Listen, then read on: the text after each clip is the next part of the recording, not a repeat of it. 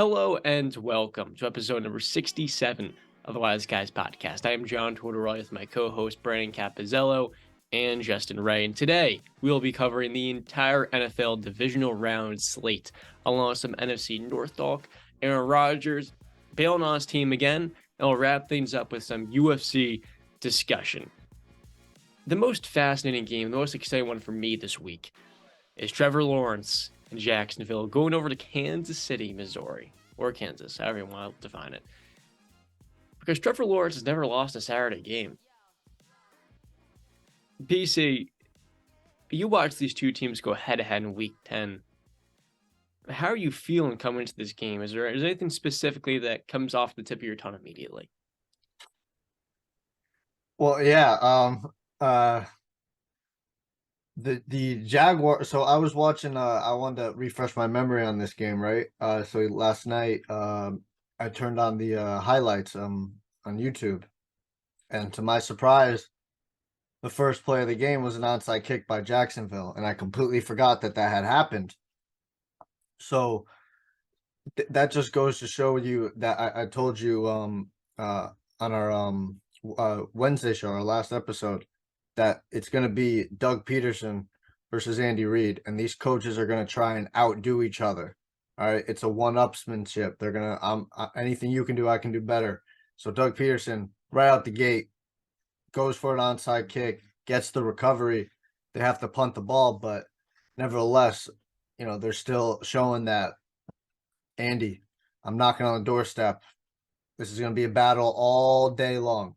So, and on top of that, the field goal kicker for the Jacksonville Jaguars, I think his name is Riley Patterson, if I'm not mistaken. I might be getting that wrong. But he missed, he was 1 for 3 on field goal attempts in that game. So if he makes both his field goals, then that game could be 23 to 27, different ball game. But neither here nor there.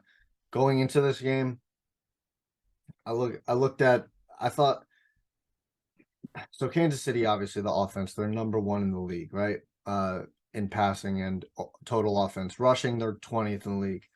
So I looked up Jacksonville's defense because I wanted to see how Jacksonville would stack up. And I think that they're going to have a little bit of a tough night in certain aspects, because Jacksonville is 24th in the league in total yards allowed per game, 28th in passing, 12th in rushing, 12th in points allowed, 26th in sacks, which is that's not good, especially going up against Kansas City's offensive line, which is very good. And not at the tackle spots, but in the interior, it's good. I mean, Orlando Brown's a good left tackle. You're muted, John. He's one of those guys, bro, that makes it to the Pro Bowl, but he's been a turnstile this season. I'll keep it a stack with you, bro. He should not have been overall, his talent does speak for itself, and he has played very well in the past, so he's got that in him. They allow an 89 passer rating. They're +5 in turnover ratio, but they got 27 takeaways, which is tied for third. So that's good. Maybe that they did get an interception on Patrick Mahomes in their in their Week 10 matchup. So they're going to it's probably going to be a tough night for Jacksonville's defense. Guys are going to have to make some plays. Trayvon Walker, number 1 overall pick. This is your time to shine, buddy. It's the big stages. You got to go out there and you got to get it. As for the offense on Jacksonville going up against Kansas City's defense, listen, I say this a lot. Kansas City's defense is obviously not that good, but in total offense, I mean, allowed yards allowed per game, they're 11th, which is damn near top 10. That's freaking really good. They're 18th in passing, 8th in rushing. I think that has more to do with the fact that Kansas City can get up, and then teams have to play from behind, and then they're just going to have to start passing, so they're not running the ball a lot. They're 16th in points allowed, 2nd in sacks, which is incredible. I mean, Chris Jones had an incredible year. He was a defensive player of the year candidate to some people. But this is not good about Kansas City. They're -3 in their turnover ratio. They got 22 total takeaways, which is lower middle of the pack, and 23 giveaways, which is middle of the pack. So Jacksonville's offense is going to have a little bit of trouble dealing with the pass rush of Kansas City, but I think the way Trevor Lawrence is playing, I think the way Travis Etienne is running, he didn't have a good game their first matchup.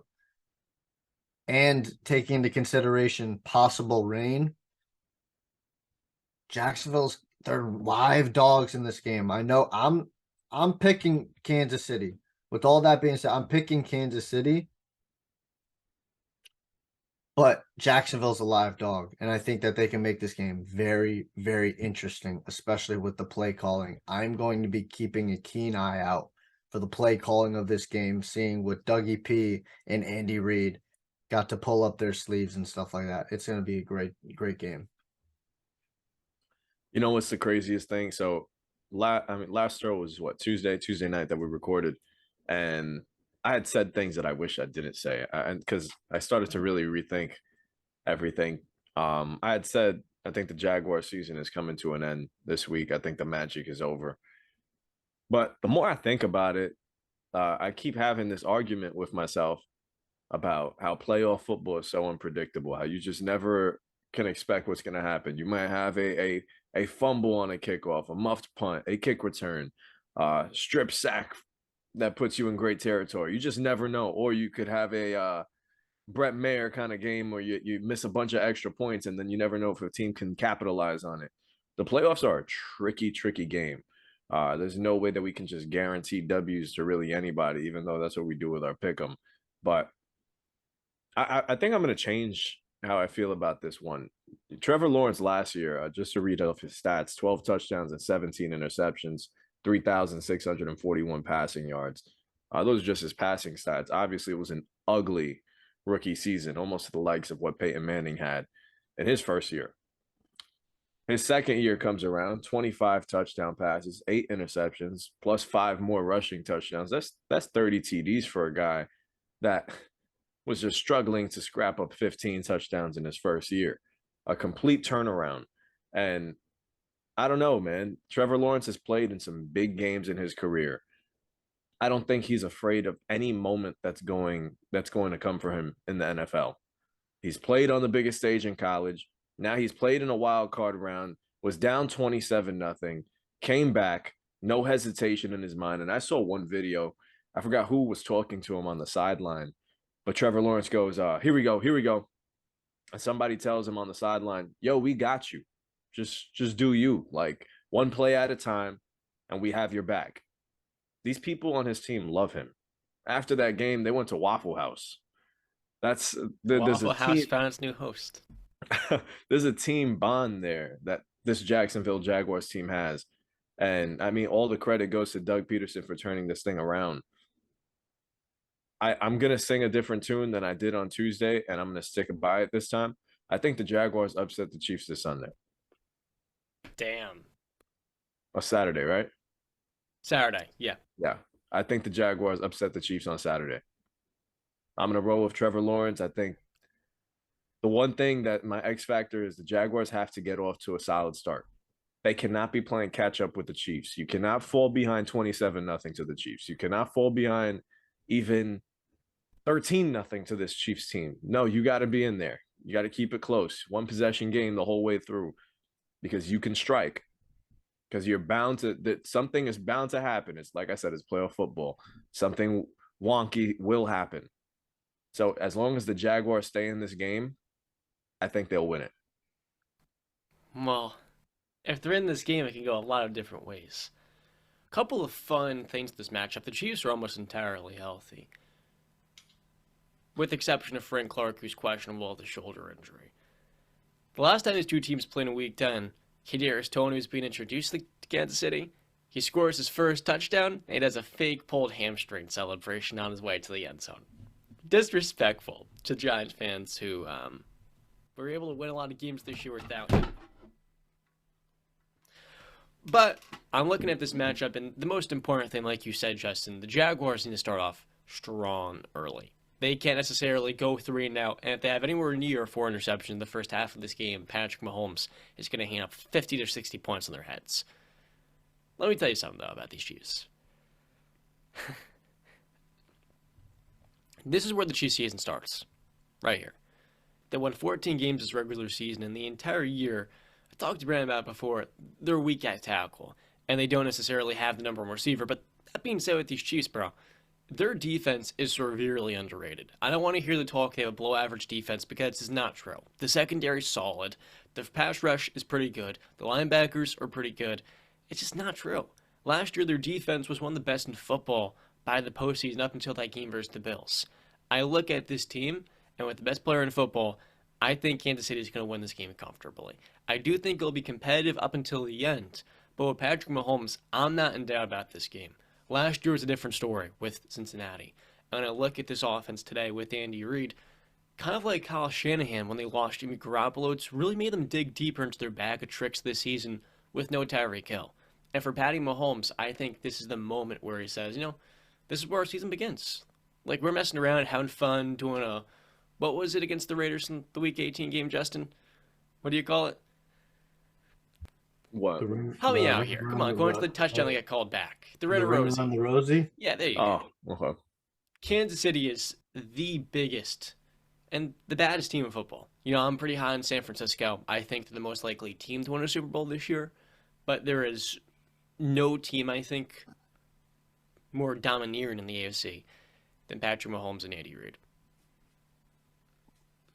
Listen, I completely agree on that statement. I think the Chiefs, me picking the Jaguars isn't me slighting the Chiefs in any way. It's just me saying there's some other dogs in this house now. Like I've spoken to you guys about the AFC when it comes to the quarterback position, it is absolutely stacked. And what it's going to be for the next couple of years, we can't just hand people AFC title games. The AFC championship game has been routinely Tom Brady and Bill Belichick for years. I don't think we're going to see anything like that again. Now, while it has been like that since Mahomes has gotten in the league, like I said, the quarterbacks have gotten better. I think things will change. You can't just guarantee Mahomes is going to get by Trevor Lawrence, Josh Allen, Joe Burrow every single season or Justin Herbert every year. And the same can be said about them as well. So I'm not going to just, give the Chiefs their flowers. Yeah, their season is just beginning because they had a week off. That's it. I'm going to stick by my pick. I like Jacksonville. Now, I do like Jacksonville a lot in this game as well because last week, man, Evan Ingram, Christian Kirk, and Zay Jones, all 70 yards or more, all a touchdown, and all 7 catches at least. This Jacksonville team is good. But Brandon likes to say this saying, there's levels to this. And I'm not quite sure if Jacksonville is ready to dethrone Kansas City the way Cincinnati did a year ago. Now, am I crazy for saying that because Joe Burrow in his second season beat Patrick Mahomes? Maybe. But I like it this Kansas City approach, and I have a really hard time here seeing them really go one and done in the postseason. I can't see it, my man. And I think defensively in this game with Steve Spagnuolo and what he can do, this is a more complete, more balanced approach than the Chargers. They can actually churn out yards in the running game. They'll go 20 carries deep, some of the Chargers couldn't do last week with Eckler. I really think the Chargers, they're going to put up a fight, but ultimately, man, this Kansas City team is different. So I want to hit on a couple of things. Hopefully my memory can remember. So in terms of, you guys both said that you don't want to see the Jags get down big. So I know it's a regular season game, right? But in that regular season game, Kansas City versus Jacksonville, the Jaguars did get down 20-0 at one point. And then they were able to make it 17-27. They held Kansas City to 7 points for the rest of the game. So while obviously it's not ideal, you don't want to be down. I think that they showed that they can come back from that, and obviously last week. But like John said, the Chiefs are different than the Chargers. And the other thing I wanted to hit on, John said that he just can't foresee Kansas City being one and done, and it's because at this point, Kansas City has really become the new New England, where you don't see that. New England, you're like, oh no, New England's not gonna go one and done. You can't see that happening, but then it does happen.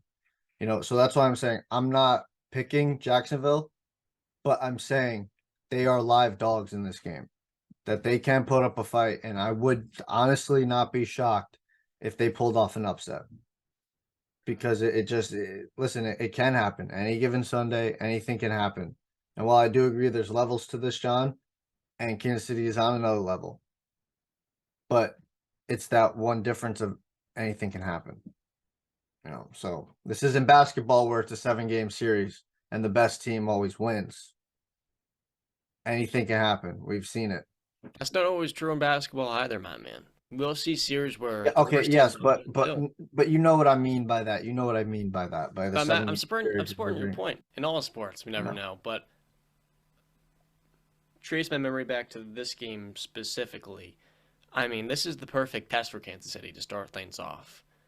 Dougie P, he's coming to Kansas City with some creativity. They're going to open up that last page of the playbook. And Trevor Lawrence, at this point, he's played like a top 5, top 10 quarterback. He has. And if you're going to talk about big-time moments, anything happening, coming back down from a 27-point deficit, that to me is a big-time thing. And this season has been a remarkable one in Jacksonville. Nothing short of it. They've had players step up on the defensive end. Tyson Campbell, that guy is a stud cornerback. No one talks about him. So I'm excited to see how they fare this matchup. I said it'd be a comfortable game. I wouldn't be surprised still if it goes down to the last wire, and I think this will be high scoring. I'll go Kansas City winning 34-27. So yeah, one score game. I see it reversed. Yeah, I think maybe 33-30, Kansas City. But what I wanted to ask is, does anybody know if any of the Jacksonville receivers or running backs have played quarterback before? Like in college or? I don't believe so. No. You're referring to some potential trick play? I'm referring to a possible, they might call it the Jaggy special, whatever they want to call it, Duval special. Maybe that happens when they're down at like the 5-yard line. They dial it up. You never know. That's what I'm saying. Both of these guys, Andy and Doug, are gonna pull some things out that you guys are gonna go, okay, because this is a matchup where these guys just want to outdo each other. I'm trying to tell you, they're gonna try and outdo each other. Jamal Agnew is the player. For the Chiefs, it's Jody Fortson in the red zone. That's the gadget guy. For the Jaguars, it's going to be Jamal Agnew. That guy is a special returner. He is really good. Yeah, not many people have been able to figure out the play that Kansas City likes to call, when they're at like the 5 or 3 yard line. I forget how they line up, but it's essentially like Travis is like right next to Pat, and then they like kind of do like a Pat goes this way, and then he just kind of like flips it, and it's like right up the middle for Travis Kelce. Mm-hmm. It's a hard that these plays that they dial up, they're hard to beat. That's why I like to refer them as your quote unquote money plays. Like these are the plays that you're gonna put all your money on and be like, this is a play that I know is gonna work. I know this is an away game, but there's a funny stat about the Jaguars' last 5 home games. Not really funny, but more so fascinating. In week 9, they were down 17-0 against the Raiders. They came back and won. In week 12, down 19-10 against the Ravens. They came back and won. In week 15, down 27-10 against the Cowboys, came back and won. Week 18, down 10-0 against the Titans, came back and won. And in the wild card round, down 27-0 to the Chargers, came back and won. I know this isn't a home game, but it's hard to count this team out at this point. They've just proven time and time again this year that they're legit, that they can fight, and they're not afraid of any team. I mean, them doing that to the Cowboys and the Cowboys showing this past wild card round just tells you this Jaguars team is pretty damn good, and like I said before, they're ahead of schedule. This is going to be a fun one. This should be a matchup that we're going to see plenty of times over the next couple of years. And speaking of matchups we're hoping to see for a long time, the New York Football Giants find themselves among the Elite Eight going to Philadelphia this Saturday night to play against Jalen Hurts and the Philadelphia Eagles. An Eagles squad that missed Jalen Hurts for most of the last couple of weeks, excluding Week 18 where he did play. This matchup for me, it's going to come down ultimately to Daniel Jones versus Jalen Hurts. How does Daniel Jones play against this Eagles defense that's much better coached, with better principles? They're going to play more aggressive. They're not going to do the soft coverages with a two safety high defense. It's not even defense, the stuff that Donatello runs. It's soft. It's not aggressive. This Eagles team, they come out hard.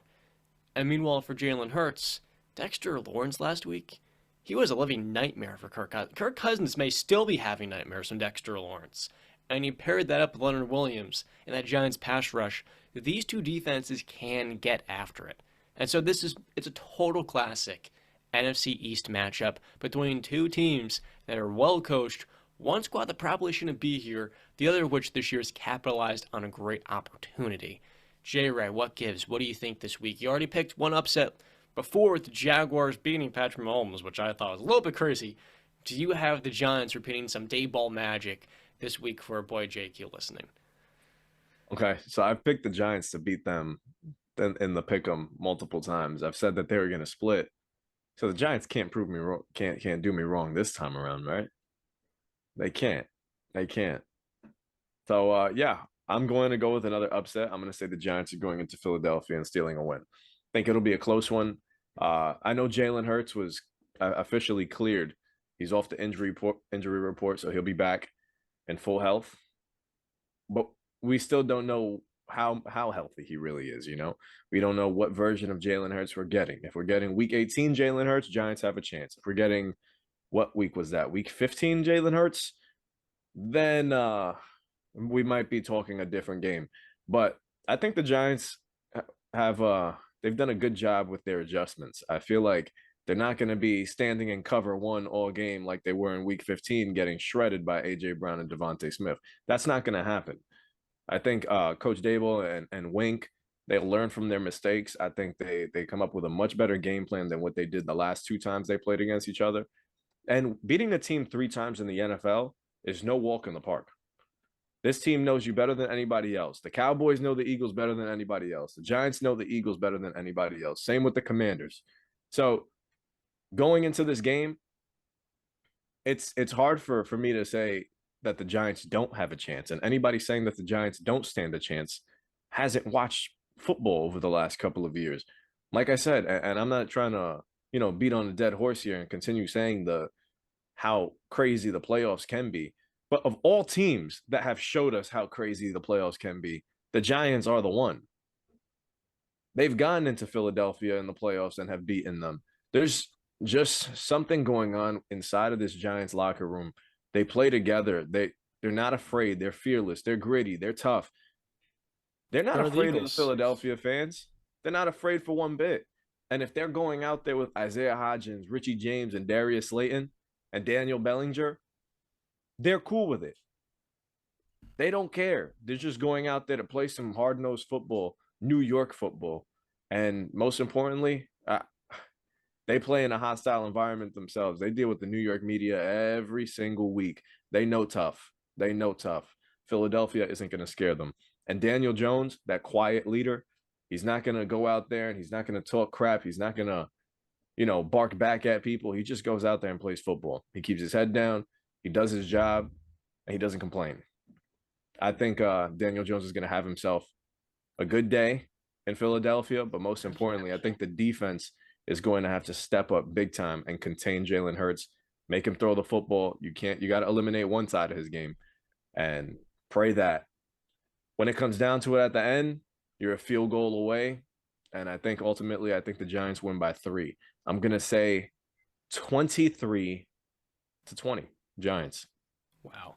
So if that all is true, J. Ray, for a second year in a row now, each of the 2 number 1 seeds will have been eliminated after their bye week. Last year at the Titans, they were a quick house versus the Bengals, and the Packers, of course, we only need to talk about them. This year, the Chiefs and the Eagles, 2 14-win squads, both of whom are being picked to be eliminated. That's okay. Mr. I want to make a big comeback in the pick'em over here. I don't know. It has nothing to do with that. I've been taking upsets all year long. That's why I found yourself in second place. Wow. All right, Brandon. Yo. No, I was saying, do your thing, bro. Oh, um, so Justin said a lot of good things, right? But I just feel, and I do feel like it can be a close game. But for me, the way I look at this game, and I feel like I gave a little bit of a preview last episode of how I feel, is that, I mean, the Eagles and the 49ers are 1A, 1B in terms of best personnel in the league. You look at the regular season, the Eagles sweep the Giants. The last week was close. The bench players were playing for the Giants, so Jalen just come back from injury. The game where the starters were playing, the Eagles blew them out. Now, like Justin said, I agree with him. And I think not just in football, I think in any sport, it's tough to beat somebody 3 different times. What recently in mixed martial arts, Kayla Harrison, undefeated women's uh um goddamn it, lightweight champion in PFL. She beat a girl, Pacheco, I believe her last name was. Blanking on her first name. Beat Pacheco twice before, dominant fashion, and then they fought for a third time, and she lost by a decision. And that was Kayla Harrison's first loss. So just anything can happen, right? And I agree with Justin on that. It's just when I look at this, and because even in that matchup, Kayla, I picked Kayla to win that fight. Because you just, at the end of the day, you look at the talent, you look at the resume, and you just say, this team's got to get it done, and they should get it done. And that's why I look at it and I say, for the Giants, it's been a great season. You've overachieved. Nobody thought you were in that. That's not a slight. That's a very good compliment of being overachievers. But the clock will strike midnight on the New York Football Giants, and this Cinderella story will end. It's just how it should be. I agree. I think it can be a close first half. I would not be surprised if the Giants are leading, similar to Seattle, San Francisco. Yeah. But like San Francisco and Seattle, I believe in the second half, the Eagles are going to get it together, and they're going to feel like the pressure's coming, and I think they're going to I just blanked on what I was going to say. They're going to smack the Giants is what you're going to say. No, help me out here. There's a word for it. Like when that pressure comes, I feel like they're going to show up and show out for that pressure. So when they're down like that, I think in the second half, and I think the talent is just going to tsunami the New York Football Giants, and I just think it's going to end. But like I agree with Justin. Well, no, I don't even think Justin. But no, you did bring it up, the Jalen Hurts injury. You did. That's the biggest question in this game, right? I think we can all agree on that. The biggest question is Jalen Hurts' throwing shoulder, because we all got to remember it is his throwing shoulder that's injured. So how is Jalen going to perform? And also not even just the injury. This is what I was asking for all season, right? Remember? I was like, he's doing it in the regular season, and I love it. He's proved a lot of people wrong, but now the playoffs are coming. And you got to do it in the playoffs. I want to see it late in the season. So this is time, if he wants to even shut even more people up, this is the time to do it. So I got the Philadelphia Eagles. I think it's going to be a close. Justin, what was the score of your game? You said 23-20? Yeah. 23-20. I think I like that score. I'm going to go 24-21 Philadelphia Eagles. You can know what a team is going to do, and that's still not going to matter if they're much better. The last time these two teams played, for the Giants, no Xavier McKinney or Adoree Jackson. Those two guys played a pretty big role in last week's win versus the Vikings. That being said, off IR for the Eagles are C.J. Gardner-Johnson and Robert Quinn. Robert Quinn's still on the injury report. We'll see if he returns. For this Eagles team, there are too many fresh bodies on the edge, and there are too many good corners. About Robert Quinn, he did play in Week 18, so I'm pretty sure he's gonna be playing. That's another edge, another piece, another movable part. So you look at Darius Slay, James Bradbury, an opportunistic defense. Daniel Jones has to play a perfect game of football to win. A perfect game. And I don't see that happening. This year, he just cut down the turnovers, only 3 fumbles to 5 picks. And that improvement has taken them a long way as an offense. But in this game, not only do you have to limit the turnovers, but you got to hit the kill shot. I don't think Daniel Jones can hit the kill shot. Most Giant fans won't want to admit it. They're optimistic on DJ, but we haven't seen him hit the kill shot all year. Against this Eagles defense, you can hit a couple of first downs, move the ball some, but Jalen Hurts, even with that shoulder injury, he has too many dynamic weapons on the outside. We're talking A.J. Brown, Devonta Smith, Dallas Goedert, Miles Sanders. The Giants' offense has had itself a very surprising year. The fact they're above average speaks to the coaching. But at some point in the postseason, talent and a complete roster outdoes knowing what the other team is going to do. You can know what I'm going to do, but if I'm going to kick you for 5 or 6 rounds, it does not matter in a boxing ring. In football, it's the same thing. You can be prepared. You can be well coached. For Brian Dable, that's only going to take you so far, I'm afraid. So I had the Eagles beating down the Giants in this matchup, 34-17. It's been a great year for New York. I had them winning last week against the Vikings because the Vikings are a poorly coached team. To have the Eagles losing this game to me is almost disrespectful to the season they have had. And I agree with you, Brandon. Jalen Hurts has to play a good game. He has to show that I may be the regular season MVP candidate. Now in the postseason, it's time for me to earn my money. This is the game where Jalen Hurts shows out, and I believe has multiple touchdowns, 300 yards for this Giants defense. Man, this is going to be one of the toughest matchups all season long. Would you have said the same thing about the 16-0 Patriots? You know, Justin, I think it's a little bit different. No. I'm gonna keep asking. Would you have said the same thing about the Patriots in their second Super Bowl against the Giants? Would you have said the same thing about the Denver Broncos going? What I say about Daniel Jones? Super Bowl? Daniel Jones can't hit the kill shot. About all these other games where teams were upsetted in the playoffs? Would you have said that? No, it's not all about, yeah, the Eagles are the far more talented team. But we've seen even more talented teams get ousted from the playoffs before a Super Bowl. Lane Johnson is questionable. But when you look at this Eagles offensive line, it is, if not the best in football, it's the best offensive line left right now in the postseason. So I love Dexter Lawrence. This Giants pass rush is special. We don't even know if Azeez Ojulari is going to play. Yeah. He's questionable. And so if you don't have the horses on defense, buddy, I don't know what to tell you. But you're not going to win this game, let alone make you competitive if you're without your top edge. Well, yeah, and also I do want to say, I mean, that Giants squad in 2007 and 2011, like I've always said, that front four was special. Mm-hmm. I don't know if this Giants front four is as good as I just they're not as good as those 2 previous teams. And also at the point when they got to face the Patriots in the Super Bowl, they had played much tougher competition than the Minnesota goddamn Vikings of this year. So I look at it and I say, I mean, I agree, Justin. Listen, anything can happen, right? Anything can happen on any given Sunday, any given Saturday, whatever you want to call it. And that's why I'm picking it to be a close game.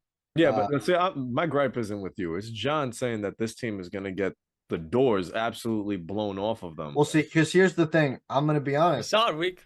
I'm picking a close game, but I would not be surprised if John scores correct, a 33-17 type game. I would not be surprised and I don't think you would be surprised either, Justin, because at the end of the game, you would be like, you know what?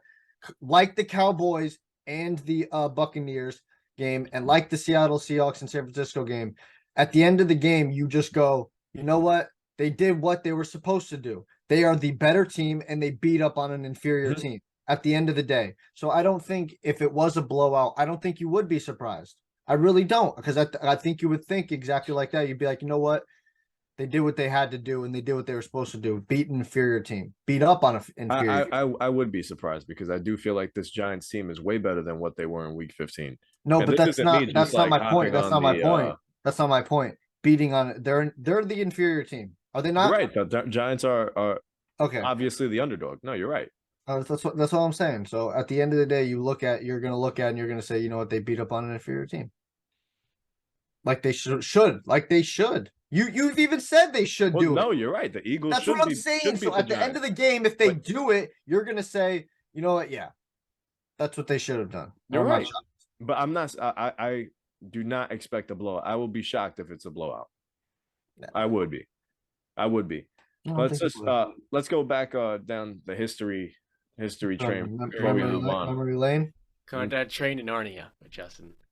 There's no train to Narnia, John. It's the John's never seen Narnia, clearly. Oh my John- God, John.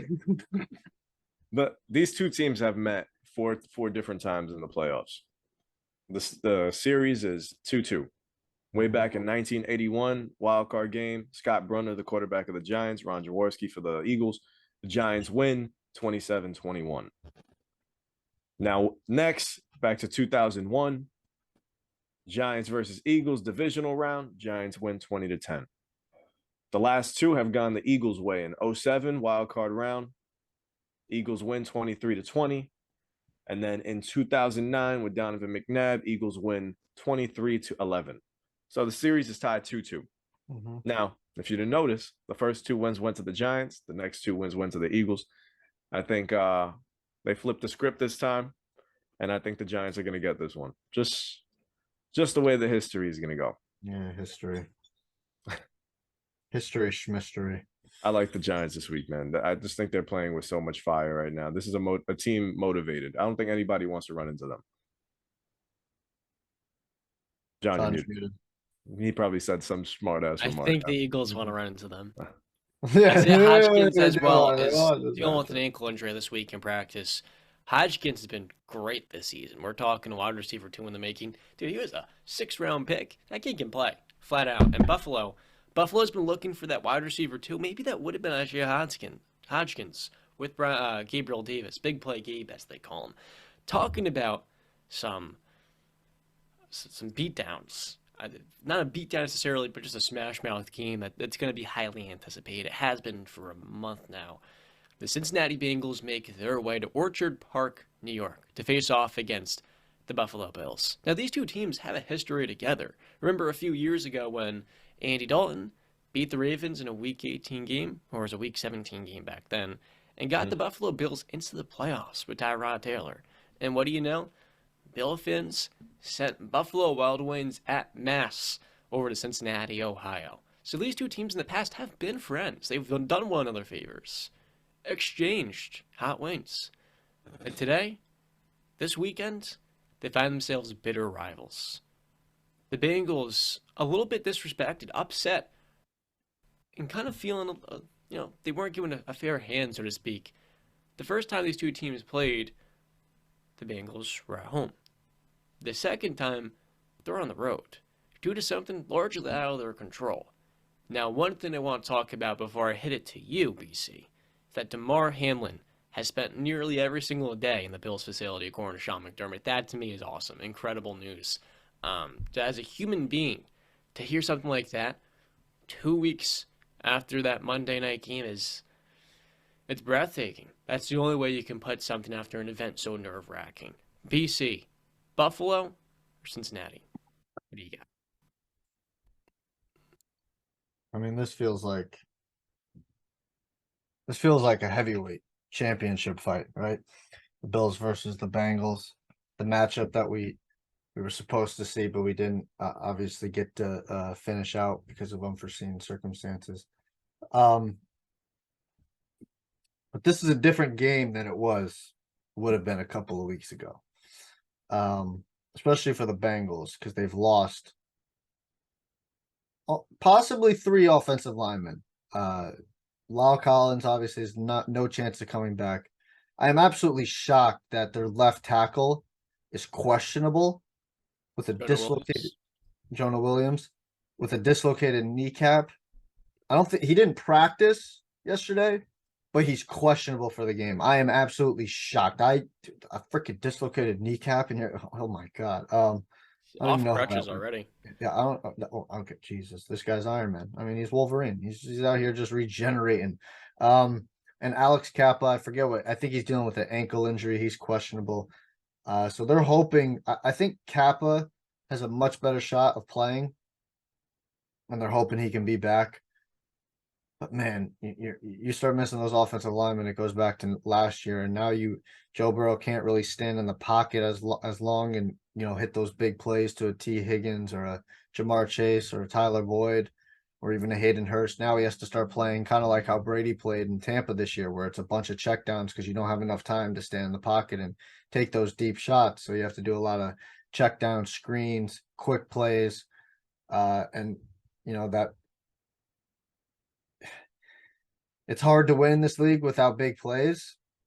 I think the Bengals, they can. I mean, I believe in Jamar Chase after the catch. T. Higgins is pretty good. Joe Mixon, I think he can have a good game. Here's a shocking stat. Did you guys know that Devin Singletary had more yards than Joe Mixon rushing this year? I'm not surprised. Mixon this year, what, 800? Only a couple. It's only by a couple, but the attempts are definitely much higher for Joe Mixon than they were for Devin Singletary. That was just a little shocker, yeah. And like I've said to Justin, your boy, Joshua, your MVP. Leads the NFL in turnovers, man. Leads the NFL in turnovers. Yeah, he does. He does. 22. 22, man. 22. Buffalo has 27 turnovers this season. You know where that ranks? That's 30th. 30th. Last time I checked, there's only 32 teams in the NFL. Not good. Not good at all. Now, while Cincinnati, on the other hand, they plus 6 in their turnover ratio. They're one of the best teams in terms of not giving the ball up and getting the ball. For me, I feel like Josh Allen's going to turn the ball over twice this game. I have a feeling about that. I feel like he's just gonna revolt. He's gonna trust his arm too much. He's gonna try and make a big play, and it's gonna cost him. Another thing, Justin brought up that Micah Hyde was apparently activated off IR, but he's already ruled out for this game. He's not playing. So you're still missing Von Miller, and you're, like Justin said, the closer, and you're still missing Micah Hyde. All right, who's a Pro Bowl safety, if I'm not mistaken, he even made an All-Pro team. That defense is banged up, and when you're going, so even if the so if the Bengals offensive line is all banged up, can the Bills defense even take advantage of that? Can they? You'd hope, but it's just, for me, I just see close game. I think kind of like how I see the Jags Kansas City game going, close game, very high. I think it's going to be high scoring. I think Cincinnati edges it out. I'll go 34-28 Cincinnati. So to add a little bit to that, Micah Hyde has been a second-team All-Pro. Jordan Poyer, a first-team. Yeah, still an All-Pro. That's still an All-Pro. It's one of the top 3, top 5 safeties in the league. And I look at this matchup, fellas, and Brandon hit a pretty key note with this Bengals offensive line. It's pretty bad, y'all. And you lose your top 2 tackles, and Joe Burrow is going to be under duress. But there's one thing I have no doubt about in this matchup, and it's that last year, Joe Burrow at this time was not the quarterback we see today. He moves better, he's more comfortable using his feet, and he can move. He can evade pressure. And when I look at the league right now, all the quarterbacks, you can make the case, his pocket presence, the ability to get an extra 2 seconds by just maneuvering, feeling the pressure, and then maximizing your window in the pocket, the guy is a killer. You know who that's like, John? It's very Brady-esque, if I might say. I thought you were going to go Kenny Pickett. Yeah, totally. Kenny Pickett. Kenny Pickett's the opposite, actually. He has more work to do in that aspect. You also had another key note with the Bengals' rushing attack. Last week, the Bengals had themselves probably the toughest AFC opponent defensively in the Baltimore Ravens. That linebacking duo, that edge, the secondary coming together, that Ravens defense is a problem. That being said, I look at that Bengals game versus the Ravens, Justin. They couldn't run the football. And this week, against the Bills, dude, I'm checking right now. I believe Joe Mixon had 37 yards. 39 on 11 carries. If they can't run the football, dude, oh boy. This is going to be Joe Burrow versus Josh Allen, slinging the ball 45 times, and whoever plays the cleaner game, the better performance is going to win. And if that's the case, I'm sorry, I can't go with Josh Allen. I have more faith in Joe Burrow, Jamar Chase, and T. Higgins. I look at this Bills offense, and it's special, but I would give that slight nod to Burrow because he has more, and in the last 2.5 months, he's been cleaner with the football. You look at Josh Allen's 3 turnovers last week, 1 or 2 of them, the interceptions, they weren't necessarily all on him. The fumble was. I love Josh Allen, and I love the story of this Bills team, but if we're really going to assess this game with no bias and just pure honesty, it's going to be tough for Josh if Devin Singletary doesn't get going. That's the one advantage the Bills can have. Can Singletary get going? Do they feature him enough early in the game? I don't really think so. I'm John, not quite sure if they do. I want to ask you a question. Would you have felt the same way about Josh Allen and Joe Burrow coming into the season? Or like what you just said? Would you have trusted Josh Allen more coming into the season than Joe Burrow? Or Yeah, because but what I you knew we saw- were getting to this point. Yeah, have you seen? Oh, so you expected Joe Burrow? You always had faith that Joe Burrow would eventually leap Josh Allen. I hoped he wouldn't. Oh, okay. I hoped he wouldn't as a Steeler fan, but we knew after seeing him lead his team to the Super Bowl last year, in part, that Joe Burrow was ascending to this top 5 mix. Mhm. So it was only a matter of time. I agree. Given his label and what he did in LSU on that one season. I think he's a much better. I think he's a more accurate thrower of the football. I think that he's obviously better in the pocket. You give Josh Allen obviously the running ability, but Joe Burrow can move himself, like Justin has said. He's very underrated in that aspect. Yeah, I think Joe Burrow is just a little bit ahead. Mm-hmm. He's ahead. That being said, the Bills win on a game-winning touchdown. No, that's not what you're I saying. have the Oh Bills wow, winning. really? You're picking the Bills? To 31. These are 2 really good, and I mean great defenses. They think they're great, and as Joe Mixon says, when the lights shine bright, we'll re-shine brighter. But I do think in this game, Devin Singletary gets enough yardage. The Bills set a consistent enough foundation early. And if that is the case, and the Bills take advantage of that, I'm riding with the Magic. And I think Josh Allen can lead a game-winning drive. Justin. That being said, like I said before, if the Bills don't establish a run, I don't know if they're going to win this game. Justin. Before, Brandon, Devin Singletary's had a better season than Joe Mixon. I think that little edge to Buffalo He's had more yards. He's had in a more game, yards. in a season-defining moment. The Bengals are a special team. So are the Bills. And I think at home with that crowd, juicing them up in their home Just element. pick a goddamn side, man. Pick They a goddamn win. side, John. They win on a game-winning touchdown. All right, that's what Fourth you're quarter. picking.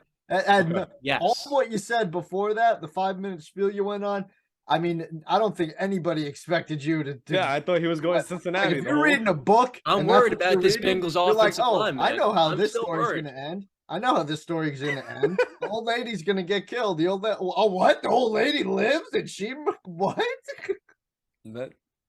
John and Brandon, you guys are talking so much about Josh Allen's turnovers. Joe Burrow can turn the ball over too.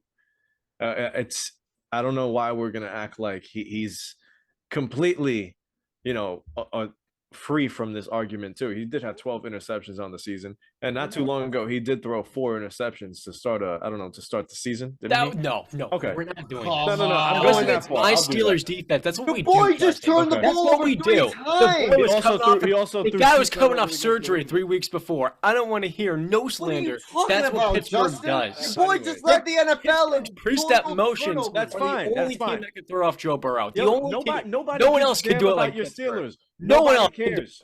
Nobody cares. They have better You don't defense. gotta You than the obviously Patriots. do. You They have brought it better up. I defense just than your mentioned he threw Patriots. four interceptions. That's it. That was 18 6 weeks ago, turnovers, my 2 guy. games. It I don't can want to happen. hear it. That's what Pittsburgh Anyways. does. Anyways, Enough since of we this. want to crap on Josh Allen so much, We're not. You- We're speaking facts. no, you, Brandon, you.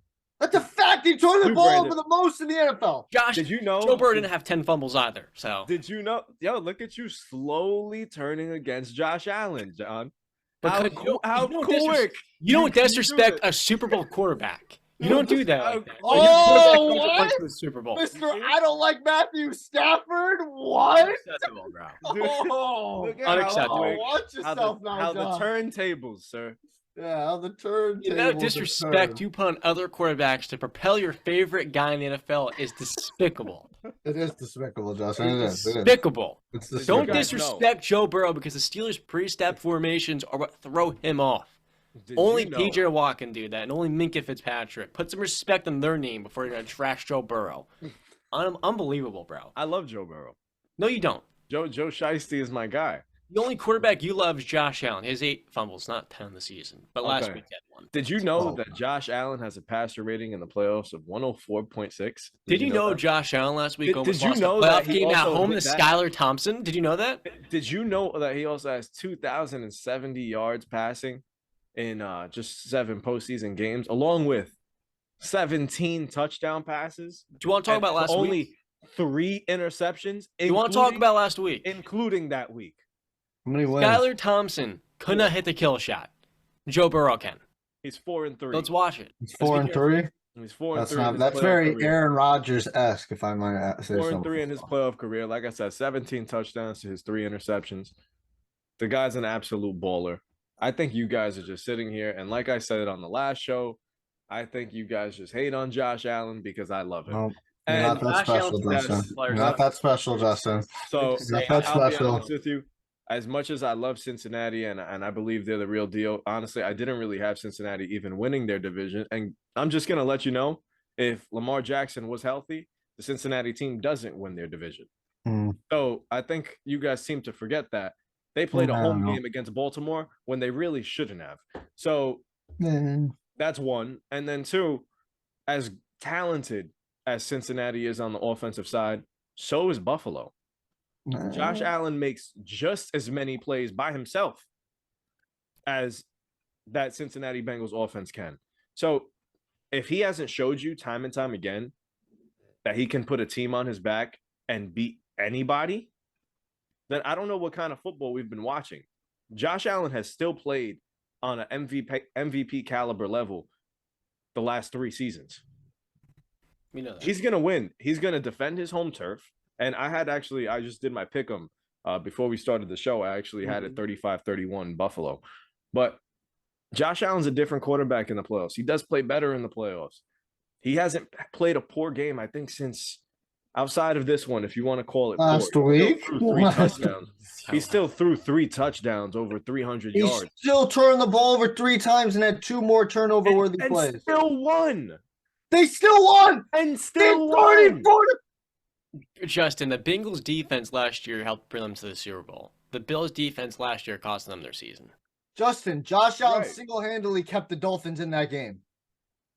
I If he know doesn't turn the ball over, John, hold on. If he doesn't turn the ball over 3 times, he probably has 500 yards passing and 5 touchdowns. Fair. And he did, and he turned the ball over and kept the Dolphins in the game. 100% right. And you know what? I kind of think Josh Allen just needs to dial it back a little bit. He was going at it, in Christian Wilkins' face. He was, I guess, losing his temper. But if he just dials it back, slows the game down, I think Josh Allen is going to be MVP version of himself. I think he just needs to, like I said, dial it back. And I think they'll win this game. It'll be a close one because I have enough respect for Joe Burrow and the Bengals. I think they'll keep a great game. But ultimately, much like what John said, I think maybe a game-winning touchdown just seals the deal in the 4th quarter. A big play to Gabriel Davis, something like that. Big play Gabe. And this game will be over. I think Buffalo, and obviously this one should be played in a neutral site. I think it is unfair that Cincinnati didn't get a fair shake at a home field advantage. But unfortunately, that's not how things worked out. This game is going to be played in Orchard Park, and I think Buffalo's going to have the edge. Fun fact of the day. Yeah. Joe Burrow in 5 playoff games in his career has 2 turnovers. Josh Allen last week had 3. Pretty interesting. And also, I do want All to say about Josh Allen, because you brought up What'd you think of his playoff stats? Because I didn't get no reaction from that He's gonna besides you be. guys yelling at me. Isn't it kind of? It is impressive. It is, I and mean, so is this is Joe what I Burrow's was gonna. 69% completion percentage in the playoffs. But this is what I was gonna say about those stats. They're great stats, but what's the win rate again? 4-3. Yeah, see, that's my exact point. So it's very, like 57%. I said, it's very Aaron Rodgers-esque where numbers look good, but you're like almost 500 in That's the win-loss thing. rate. This So, Bengals defense brought them to the Super Bowl last season with Burrow. That Bills defense, to me, with their injuries, I don't know if it's a better defense than the Bengals. I'm not quite sure. And they're two greatly coached teams, so that's in respect to what they can accomplish. Well, I wouldn't be so hard on his playoff record. Everybody, I don't know if you guys agree with this. I give people a first year pass. Your rookie year, your first year in the playoffs, it's a different environment. So fine, you get a break. I think he lost his first playoff game. I could be wrong. The Texans. Yeah. Okay. So he lost his first playoff game, and then his next year back in the playoffs, he goes all the way to the AFC title game. They lose. That was a disappointing game that we thought maybe, they could take that next step. But to me, back then they weren't ready to beat the Chiefs, as they were the next year. Even though that 13-second, the defense completely breaking down that year in the divisional round against the Chiefs, that did it. So Josh Allen has been in positions to actually advance to AFC title games, advance to the Super Bowl, but his defense, you're right, has let him down over and over again. It hasn't been him letting his team down. we didn't say that. Nah, but I feel like you guys hammer him with the turnovers, but he's constantly stepped up for his team. It's his team not stepping up for him when they really need it. And I'll give his defense credit later in the game. They did their job, but this is a game where the defense does have to do their job. They have to step up because this is a quarterback that can dice you up. He'll pick you up, he'll put you down, he'll chew you up and spit you out. Joe Burrow is a menace, and you compare him to the likes of Tom Brady, and I can see that too. He's 4-1 in the playoffs already. His only loss was that Super Bowl game. So I'm scared about this game, but I do still have more confidence on Josh Allen's side, but also more confidence that I believe the Bills defense is going to make a play.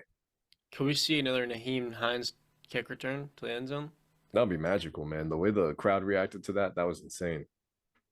It'd be special. Interesting. Now, Justin, I do appreciate what you said before. The reason we're critical of Josh Allen turnovers is because he plays such a large role in everything, whereas Burrow has much better weapons, and he has, in my opinion, a more proven playoff defense. And so he has less responsibility and less pressure on your shoulder the easier the job gets. And also, what does that say about Burrow then his first playoff go-around, he went to the Super Bowl? I mean, it was incredible. It was an incredible run. I don't knock him for it. I just give him credit for it. But also at the same time, like you said, his defense was there supporting him. To get to a Super Bowl, you have to have the supporting cast. A lot of things have to go right for you. And if they don't, then you're not getting there. Think about the Chiefs. Do you think if a couple of things just went their way, they're in the Super Bowl again? They just didn't have the perfect supporting cast. Things let down at the end, and that's what happens. They had a good enough team, just not better than the Bengals that year. Great teams win Super Bowls, not great individuals. Never been down my mind about that.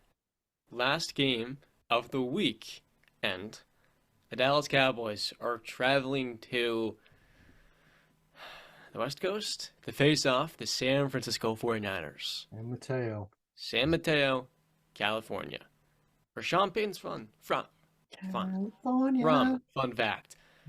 You look at this Dallas Cowboys team, and we already got into it on our Tuesday episode. They had one of their most cohesive, well-coached games of the entire season. But was that more a product of how bad a team Tampa Bay was? Justin, you're somebody this year that's been up and down on the Cowboys, really just flipping between their season's over, it's not over, they're one and done. Now they can do anything, they can run the table. Where is your vantage point on this Dallas Cowboys matchup versus San Francisco, a team in the Niners that you've thought of so highly, to which they can run the table at the quarterback who had never started before he came in? Well, these two teams have met plenty of times in the playoffs. Some great matchups that you go down in history. I got it right in front of me. The Cowboys have won 5 of their 8 playoff matchups against each other in history. I don't think they add to it this week. Last week, while as impressed I was about the Cowboys, and this is one thing that I've remained true about, even with me flip-flopping about this Cowboys team being good, this Cowboys team being nothing. One thing that has remained true is I've always said the Cowboys are going to cowboy. The same thing is going to happen. I feel like they'll let you down. I don't think we truly know what this Cowboy team is. I said it last show, and I'll say it again. We might see a team that comes all out and can throw for 350 yards. Dak may have a big day and 4 touchdowns and they win the game. Or we can get a Week 18 game like they had against the Commanders. You never know what version of the Cowboys you're going to get. And I can't say with complete positivity that we're going to see what we saw last week this week. I don't know if that's going to happen. This Cowboy team has been inconsistent, to say the least.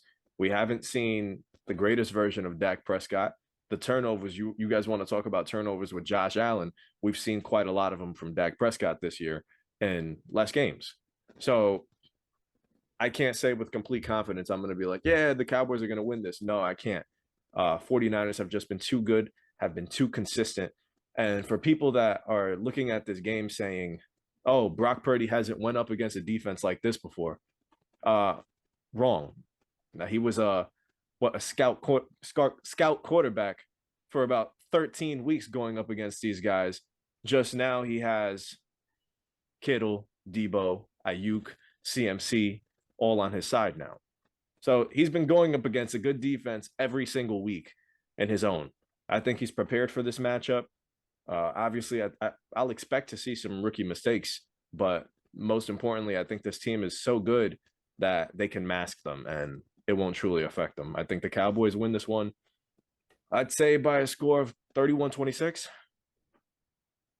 Funky score. 49ers win 31-26. I think that's the Cowboys.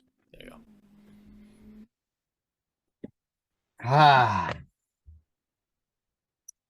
So this game, I believe, is the game of the week. It'll definitely be the most viewed game. And if I'm not mistaken, while these teams have met a lot in the playoffs before, obviously the most recent being last year, I think this is the first time they're playing in San Francisco since 92 or 93, I believe, or around that time. So when I look at this game, and I did some, deep diving into some numbers here. Offensively, to my surprise, San Francisco and Dallas are very close in their rankings. And in terms of passing and rushing, they're actually right next to each other. Points scored, they're 1 away from each other. Dallas edges them out. Defensively, different story. 49ers are overall the number 1 defense. Dallas is 12th. But in passing yards, Dallas is 8th, while the 49ers are 20th. The 49ers in passing are behind Kansas City and John's Pittsburgh Steelers. In rushing, San Francisco is second.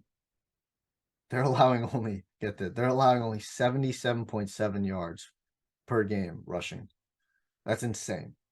Dallas is 22nd. We obviously know that's their kryptonite. They're allowing 129.3 yards per game rushing. That's not very good, especially going up against San Francisco.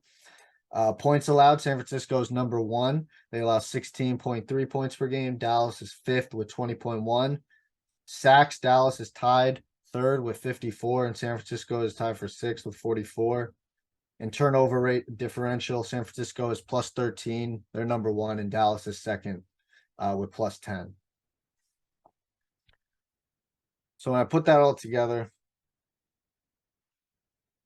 I just say, obviously, the better team is San Francisco in totality. San Francisco should have the edge running the football against Dallas's run defense, which is not very good. Dallas should have a little success stopping the pass here and there.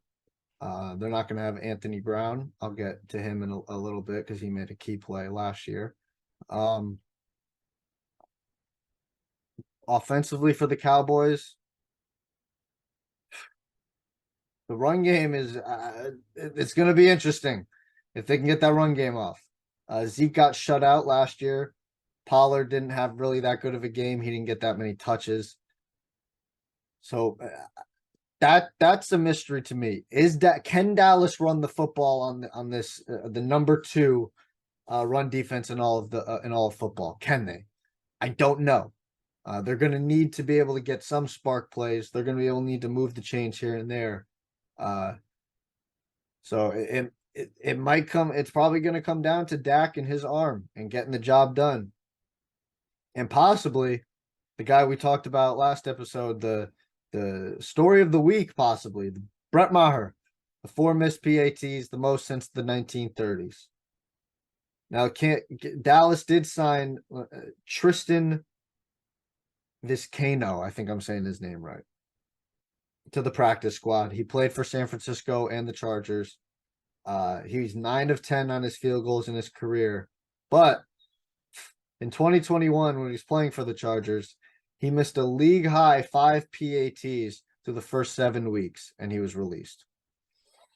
So that's the guy they got as their insurance policy. All right. So what I wanted to talk about is last year's wild card game, which might not play a factor in this week's game, but it's a good thing to go look back at and see what happened. In the first half, the Dallas Cowboys defense, they couldn't stop a nosebleed. 49ers offense was just going up and down the field on them. They scored on their first 4 drives, and the Cowboys offense only got 7 points. They had a big holding call, if you guys remember, right before half that kind of knocked them out of field goal range. That was Lyle Collins. He's not on the team anymore. But in the second half, different story. The Cowboys defense played outstanding. They made the 49ers punt the ball 4 times. And like I mentioned, Anthony Brown before, got an interception on Jimmy G's overthrow. I forget to who the receiver was. And get this, the Dallas Cowboys defense in the second half last year in that wild card game against the 49ers offense, they only allowed 120 yards in the second half. That's pretty damn good. And the 1 touchdown they gave up was off Dak's pick, and Debo took an outside run and basically went untouched into the end zone for 26 yards. And like I said, the Cowboys offense was really just not effective in the second half. It couldn't get the job done. The defense was doing its job. The offense just couldn't move the ball. Difference is Amari Cooper's not a Dallas Cowboy anymore. CeeDee Lamb only had 1 catch in that game. We're going to need CeeDee Lamb. We're going to need number 1 receiver CeeDee Lamb in this game. The run game was stuffed, like I said, and Dak Prescott was sacked 5 times. Hopefully that doesn't happen. And I wanted to mention before, we're in the point of the season where everybody says we're in the war of attrition right now. Who's the healthiest? Cowboys got a couple of injuries last week. Jason Peters injured his hip. He's questionable. Jerron Kerr sprained his MCL. He was limited in practice. He's questionable. And then DeMarcus Lawrence just popped up on the injury report last night. He's questionable. It doesn't give any reason why. He's just questionable. He's probably going to play, though. They're gonna need all their troops. Cowboys. They're gonna need all their troops. They're already weak in the secondary. You can't losing Jerron Kerr is gonna be big, man. With all that being said, you know who I'm going with? Who am I going with? He's going with Dallas. Of course he's going for Cowboys, baby.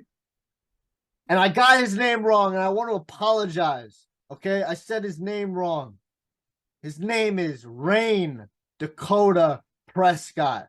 Number 4 for the Dallas Cowboys is going to walk in to San Mateo, California. He's going to put a stop. He's going to put an end to Justin's 49ers.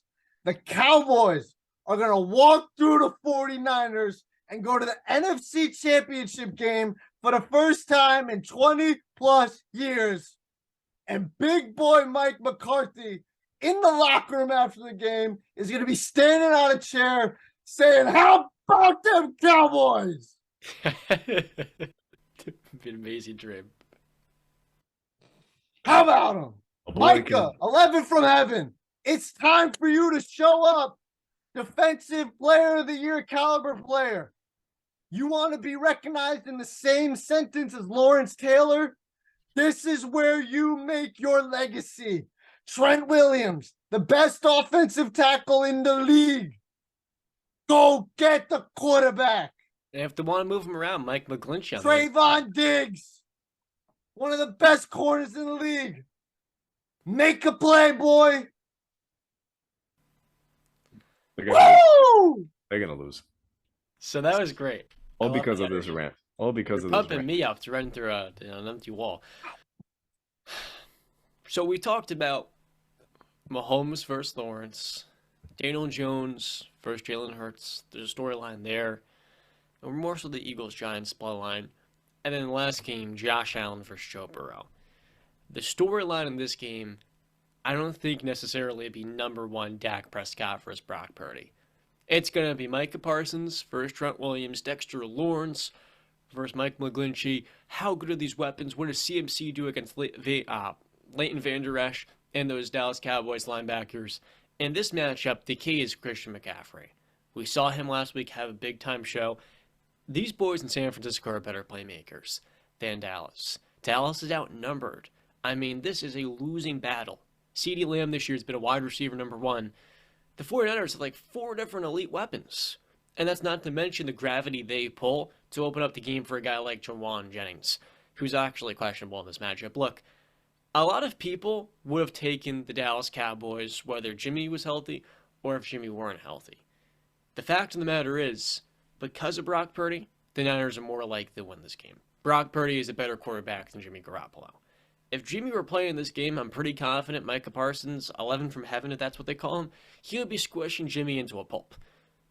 Because Brock Purdy is out there and his ability to extend plays with his legs, his quickness, his decisiveness, and most importantly, his ability to hit the kill shot, I have the Niners winning.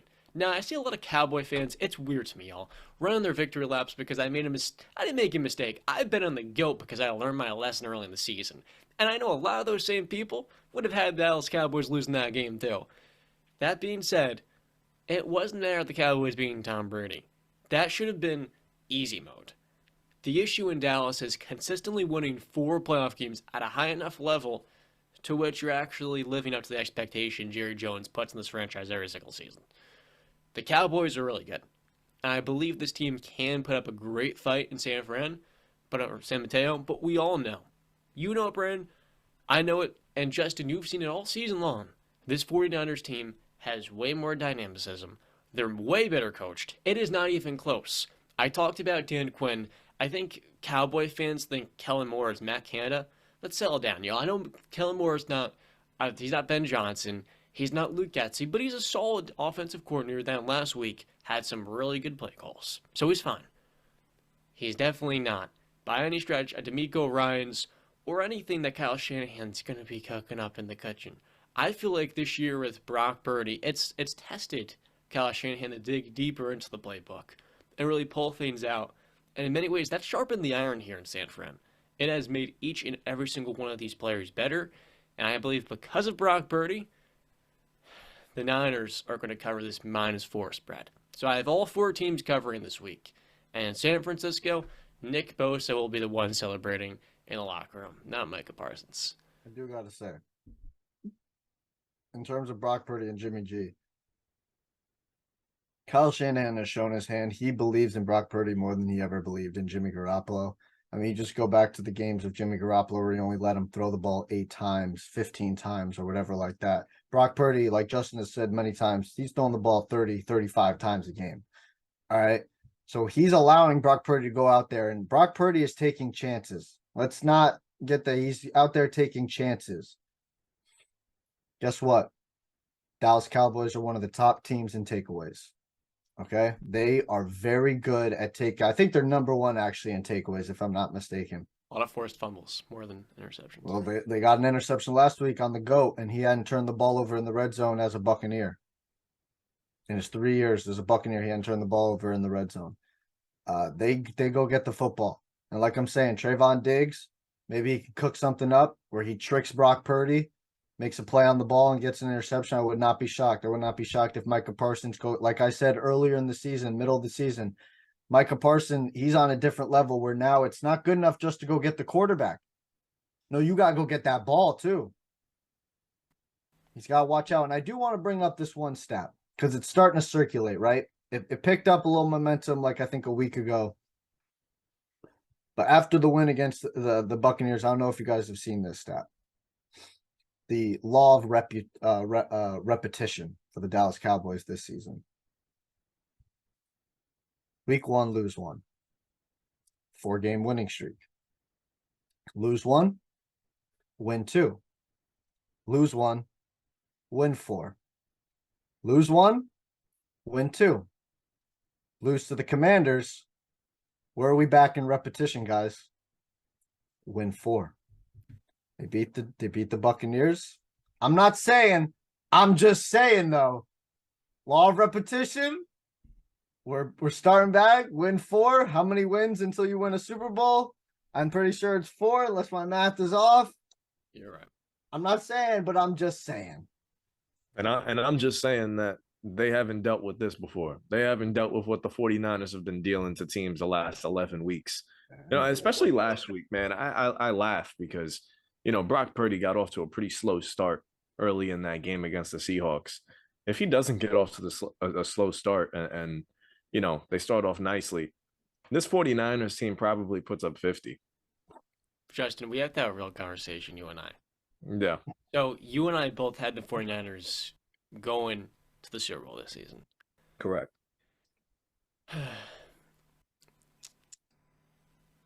You know the only team they played above Dallas's level?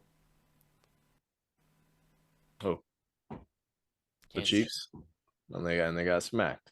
In the fourth quarter of that game, left a sour note in Christian McCaffrey's debut. The second best team they beat this season was Miami. Or the Chargers.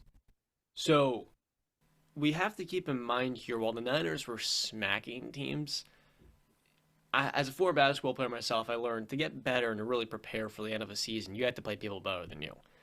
And the Niners have not really done it all year. The one time they did, they lost. So it's nice to see how well this team has played with Brock and how special he has been. He deserves, I don't care how many weapons he has, the kid is special. He is a special football player. And I do think they're better now than where they were at when they played Kansas City in November. But we have to recognize here, this Dallas team is the best squad they've played in 2 months.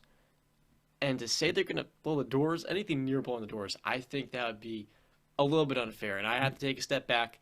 This Cowboy team is darn good, man. So what's your guys' score? I don't know if I heard. What were you guys? 31-26 San Francisco. Okay, so Justin doesn't have them blowing off the doors. You said What was your score? You said they could, didn't they? I don't think I said that. I expect to be close. I have the Niners winning 28-24, and they won't cover the 4 points. Or I guess they will. Do I want to go 20? It'll be voided, yeah.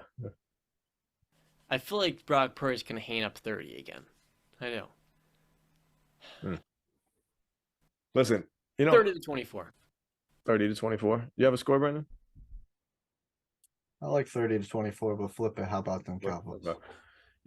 I said it in when this trade happened, and after weeks of watching CMC play, I called this probably one of the greatest midseason trades of all time. And since week 7, 228 touches, 1,346 total yards, and 12 touchdowns. And that's since week 7. Mm-hmm. You're right, John, when you say CMC is probably the X factor in this game. But, your worries of who the 49ers have gone up against, I understand them, but I tell you, don't stress too much about it. Okay. Because this is a team that has been battle tested. This is a team that isn't, not familiar to playoff football or to the bright lights and big moments. They were playing in a Super Bowl not too long ago, playing in an NFC Championship game just last year. No matter what their schedule looked like, they did what I said in the beginning of the season good teams are supposed to do. You're supposed to beat the teams that you're better than. And they did that. And they did it pretty handedly. The game against the Raiders, when, they should have blown out Vegas, with Jarrett Stidham going in there starting the game. I feel like they needed a game like that. I feel like they needed a game that was close, that was down to the wire, that, tested them in the late moments of the game, see what Brock Purdy is about when he needs to make a big throw. And you know what? He made big throws in that game. I wouldn't worry, man. I wouldn't worry at all. And Brandon, you got hyped up. So I'm going to get hyped up. Who's got it better than us? Nobody. San Francisco is going to the Super Bowl this year. They're going to knock off your Cowboys. And this San Francisco 49er red and gold is going to beat your Dallas Cowboys, and it will be convincing. I guarantee you, your boy Mike McCarthy will be standing, on a podium talking about all the things they did wrong this season. Not the positives, but all the things they did wrong and what made them lose that game. Because you want to talk about Micah Parsons, I'll talk about Nick Bosa, who's going to wreak havoc on the Dallas O-line.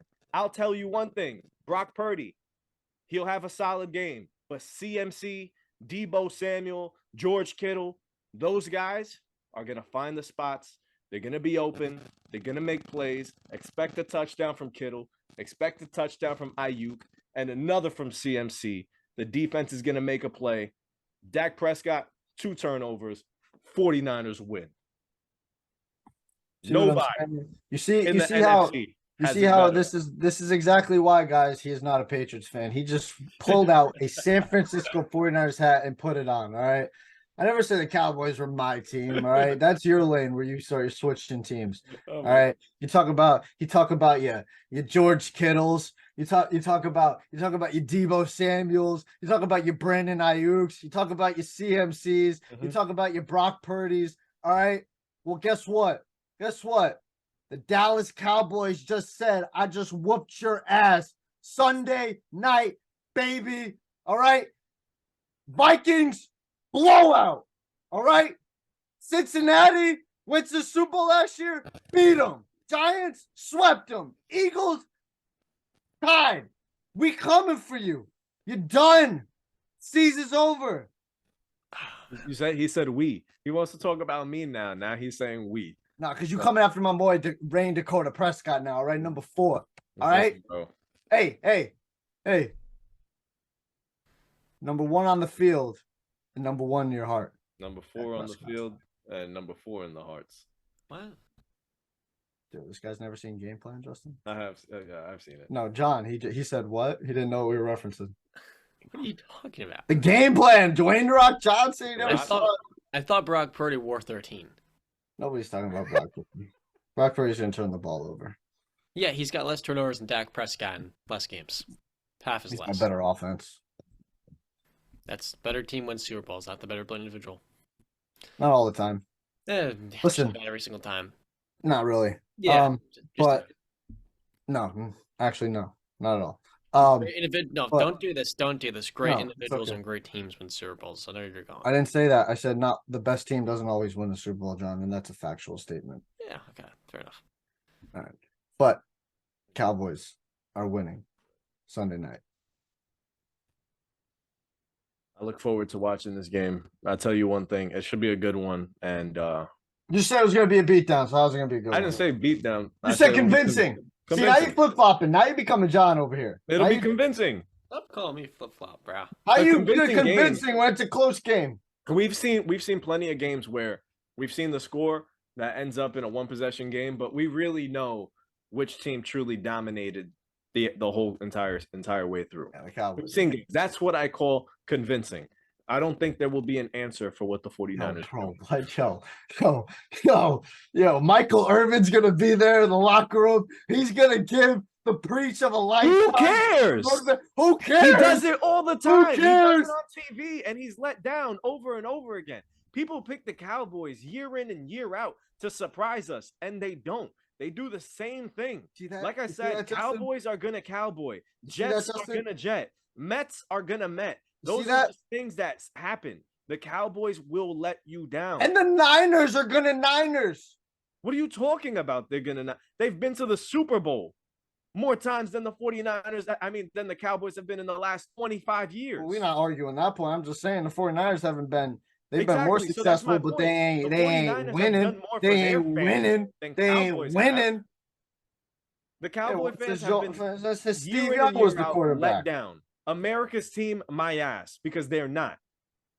Well, we're not arguing that Pittsburgh, point. I bro. don't agree with them being America's team either. Man. That's the Patriots, but that's a different We've discussion done for a this different day. before. The Patriots were not relevant until they got Bill Belichick and Tom Brady. They went to, okay, fine, you're right. They went to the Hey, Super John, Bowl. quick question. A Patriot, right? What you Patriots, the colors for the Patriots is the American flag. It's kind of like their logo is the Patriots. But no team embodies America more than the Pittsburgh Steelers.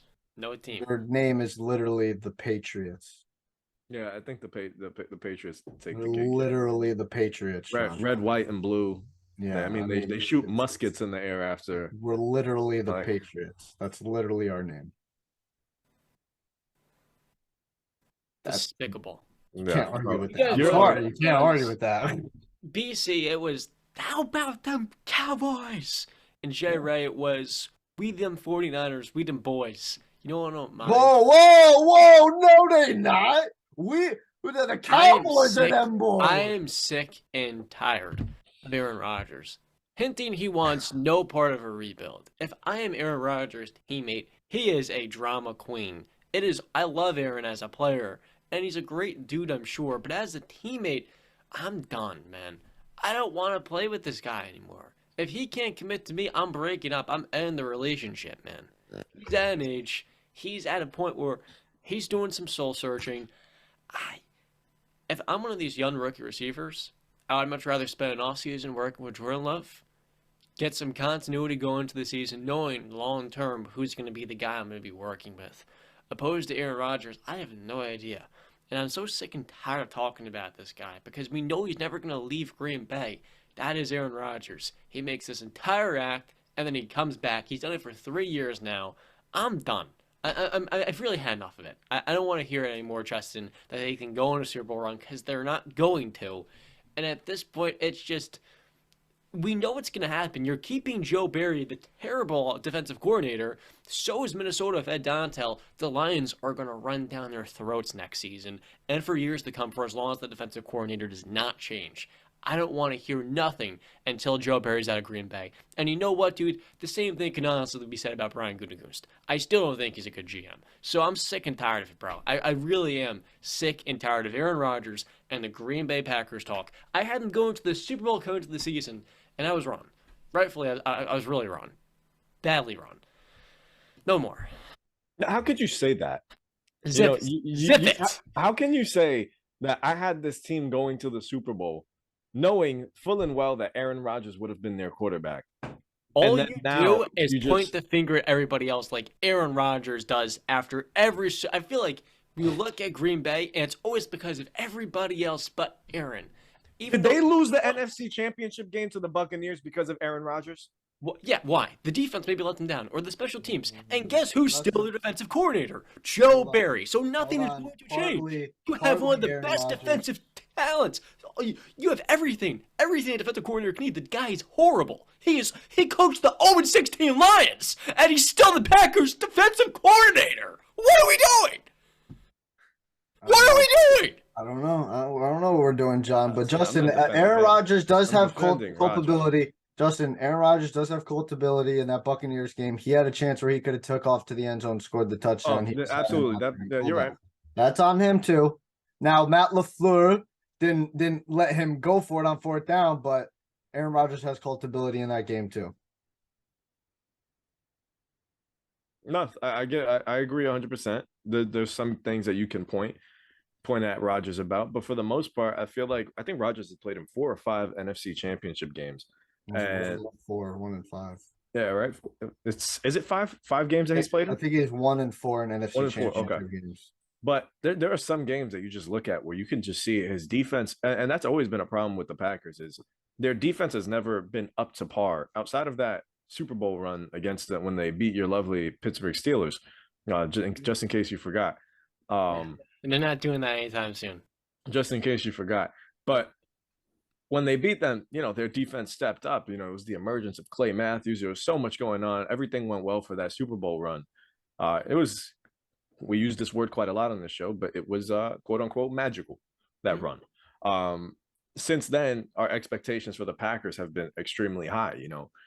That we've expected Aaron Rodgers to play in at least multiple Super Bowls. My dream matchup was always Green Bay versus New England. Never happened, and nor will it ever.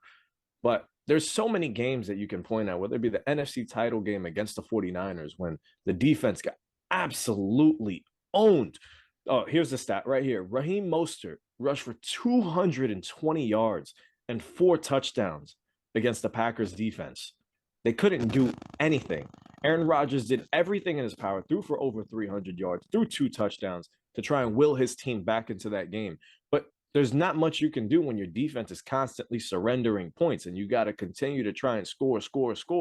In the game against the Bucs, the defense caused 3 turnovers on Tom Brady, 3 interceptions. That was their best chance to win. Did they get it? No, I think the game was 31. It was a 1-possession game, 31-26, something like that.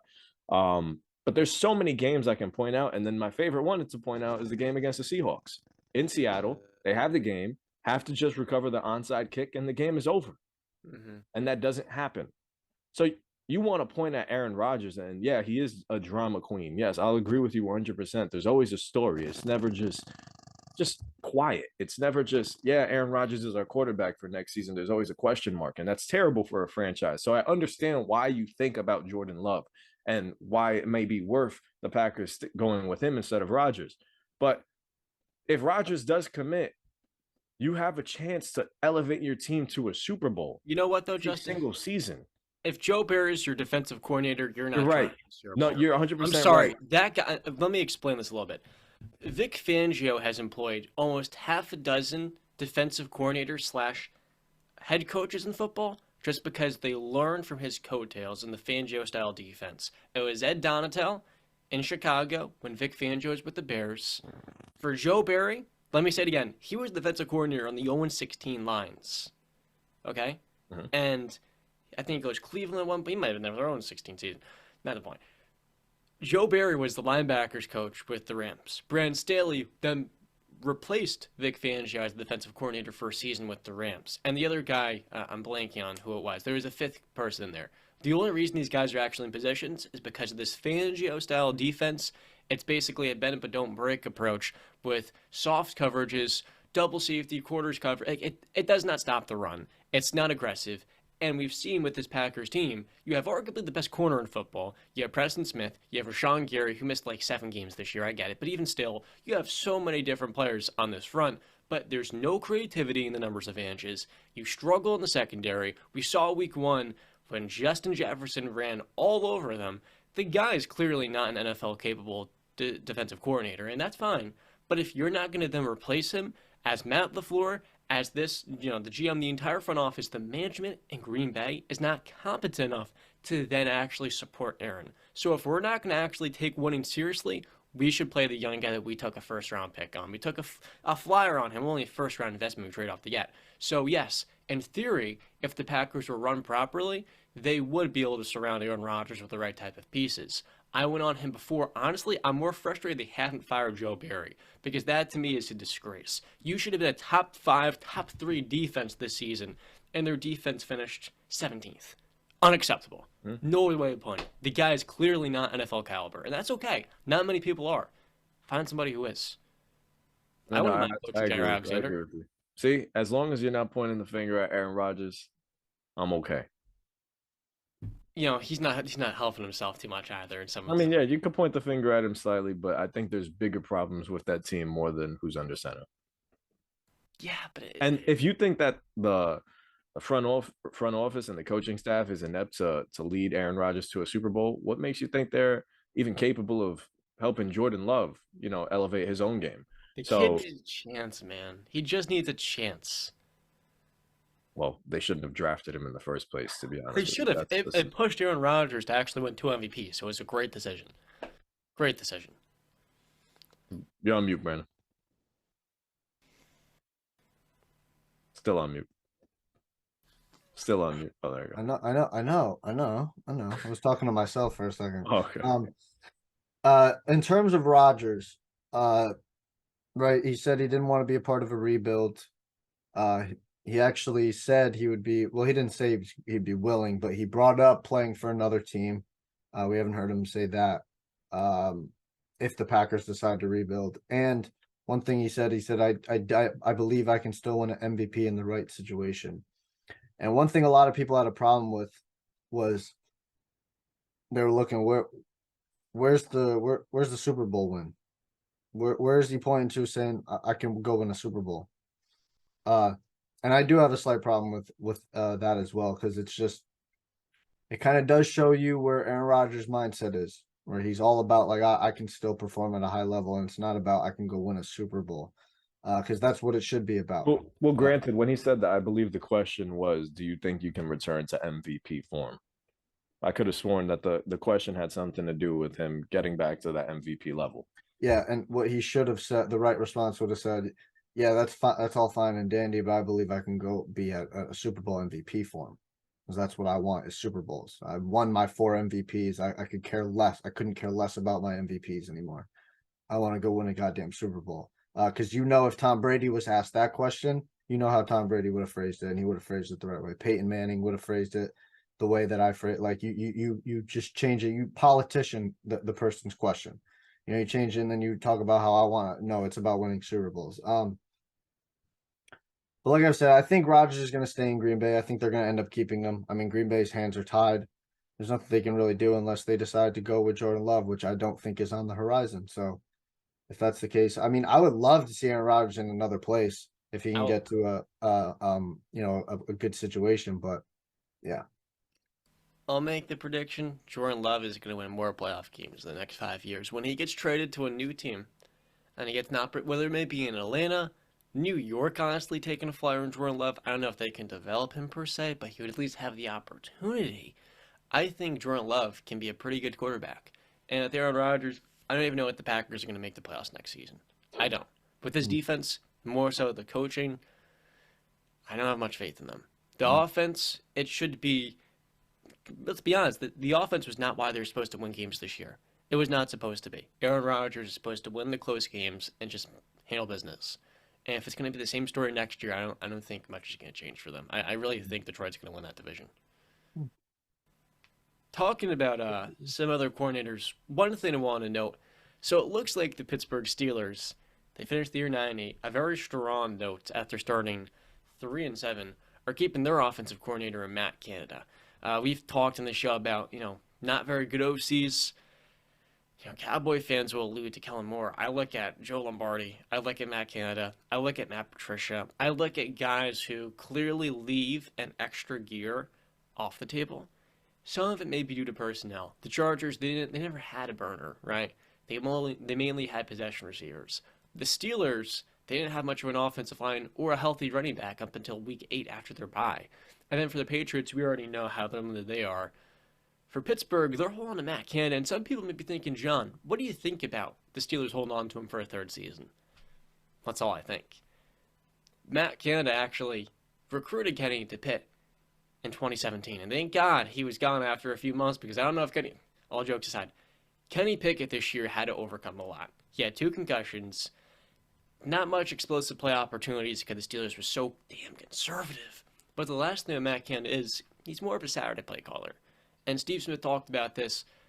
There are guys that are just better made for the collegiate ranks. And the NFL, when you're given all this talent and you don't necessarily have the creativity to really maximize them, you're going to leave a lot on the table. And for the Steelers, there's just an extra gear here. This year they finished with, I think, 20 points per game in the second half of the season because the players were healthy. The offensive line was actually pretty good. Like the Steelers' offensive line, I remember after they cut David DeCastro and Marquise Pouncey retired, it was one of the worst in 2021, and hence Ben had to get the ball out in like 2.5 seconds. This season with Kenny Pickett, he had more time in the pocket to create plays. The offensive line was pretty solid. So I look at this entire group and I say, look, they're going to execute much better next season. Najee will hopefully be healthy, but the Steelers in the year are going to be looking for a new OC. And for Kenny Pickett, I would much rather, I know you guys would feel the same way at Mac Jones, you cut the bait sooner with the poor OC, and you just find somebody that's clearly young and innovative enough to add some level of juice. There's so many great offensive minds out there. Luke Getz, who was the quarterback's coach in Green Bay, he was awesome with Justin Fields. Ben Jonathan's going to be a head coach in a couple of years, I think. He was lights out this year in Detroit. Shane Waldron in Seattle. He had to spend some time with Russ, and this year he was great. I have a really hard time believing the Patriots and the Steelers, they can't find this innovative offensive mind. But it seems like right now with the Steelers, they can't, and so they're holding on to Matt Canada, man. Well, talking about OCs too, I did see a report, I think a week ago or 2 weeks ago, that Nathaniel Hackett could be heading back to Green Bay too. Not as the OC, but like as I guess a quarterback coach. More just Aaron likes him a lot. He likes having him around. And news just came out, I think about an hour ago or so. Byron Leftwich was fired as the Buccaneers offensive coordinator. Part of I guess it's saying a part of a sweeping of staff changes. So I guess we're going to see more future endeavored people from the Buccaneers. And another report just popped up. Apparently, the former Bucs OC and current Georgia assistant is a name to watch to replace Byron Leftwich. His full name's not popping up. Todd Monken. So I guess he could be the replacing him. And in other news, apparently Aaron Donald says he is playing next year, so he is not retiring.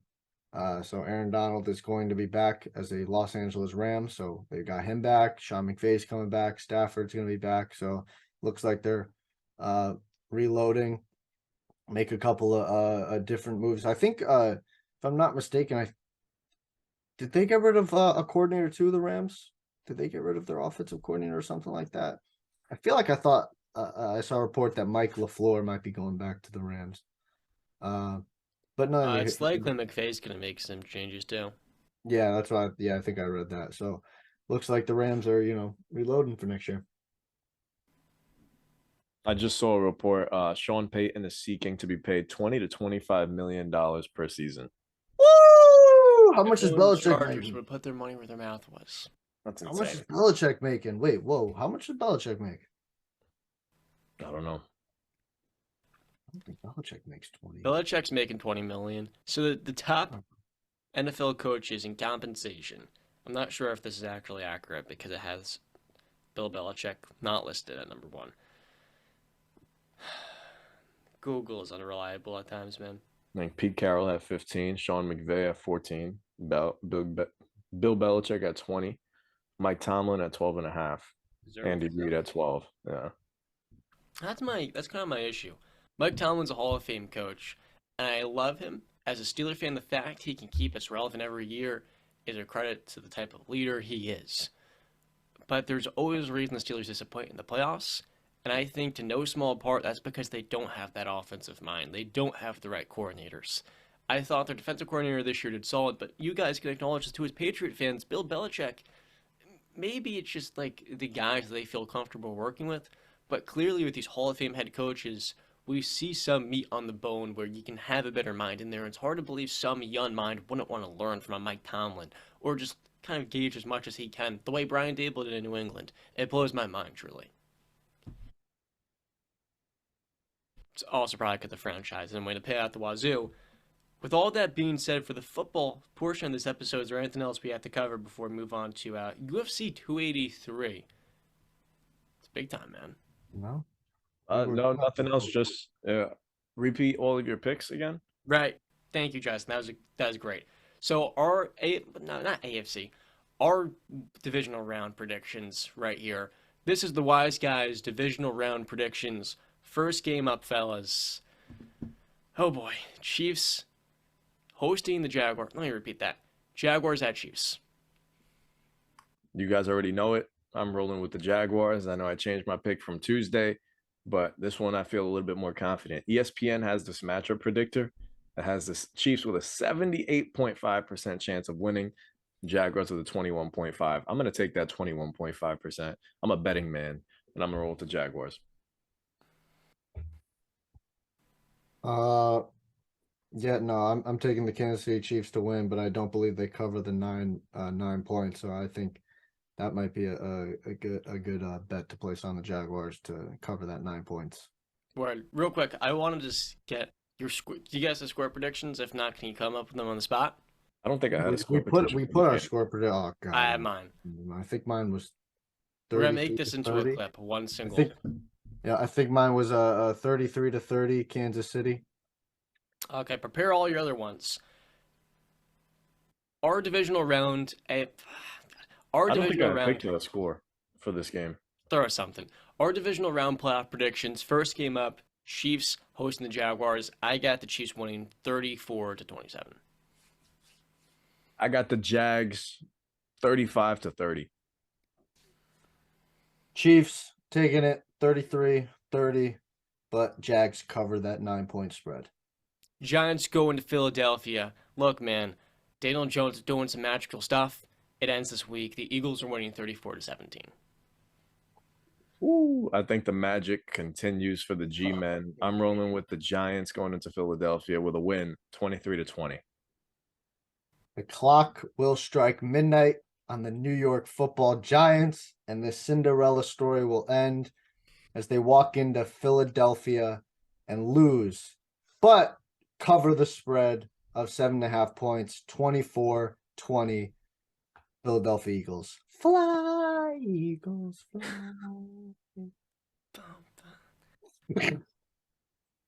Bengals at Bills. One of these two teams is going to lose, and their season is going to end. That's how this works.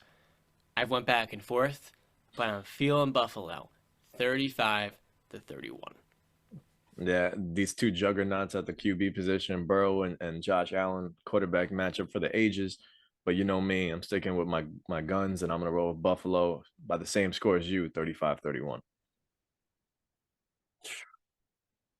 I got Cincy going into Orchard Park, taking a W. Joe Burrow, Joe Cool, whatever you want to call him. Joe Burr. Joe Burr. Ooh, a little chilly. It's gonna be cold in Buffalo, but I got the Bengals beating the Bills. I think they cover the -5.5. I got it. I forget what I said earlier. I think 31-28 Cincinnati. Last game of the divisional round, we've got the Cowboys going to San Mateo, California. I've got the Niners winning this game 30-24. Cowboy fans, look, y'all. You want to pin the blame on some man because you got one playoff win. That's what you're supposed to do. Now do that 3 more times. That's all I got to say. And here's the thing. They won't do it 3 more times. Oh, boy. They haven't proven me wrong, and I don't think they'll start this week. 31-26, San Francisco.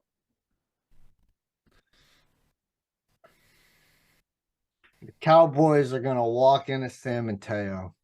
Oh, here we go. They're gonna knock the doors off the hinges.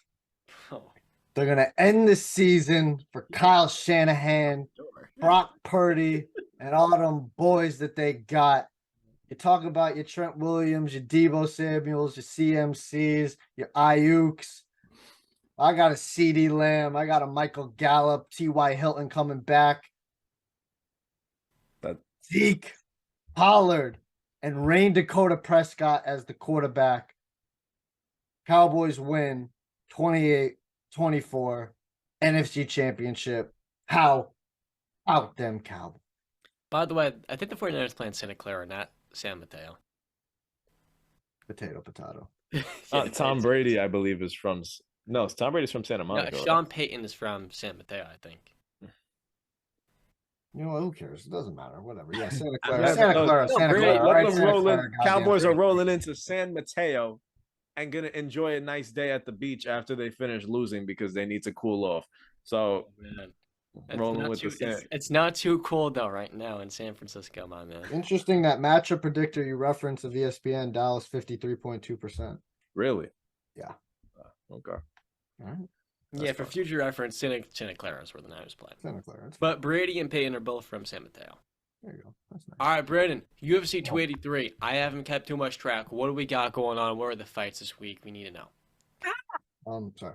UFC 283 in Rio de Janeiro, Brazil. First time in Brazil in a couple of years. It's been a while since they've gone back. The headliner, the main event is Glover Teixeira taking on Jamal Hill for the vacant UFC light heavyweight championship.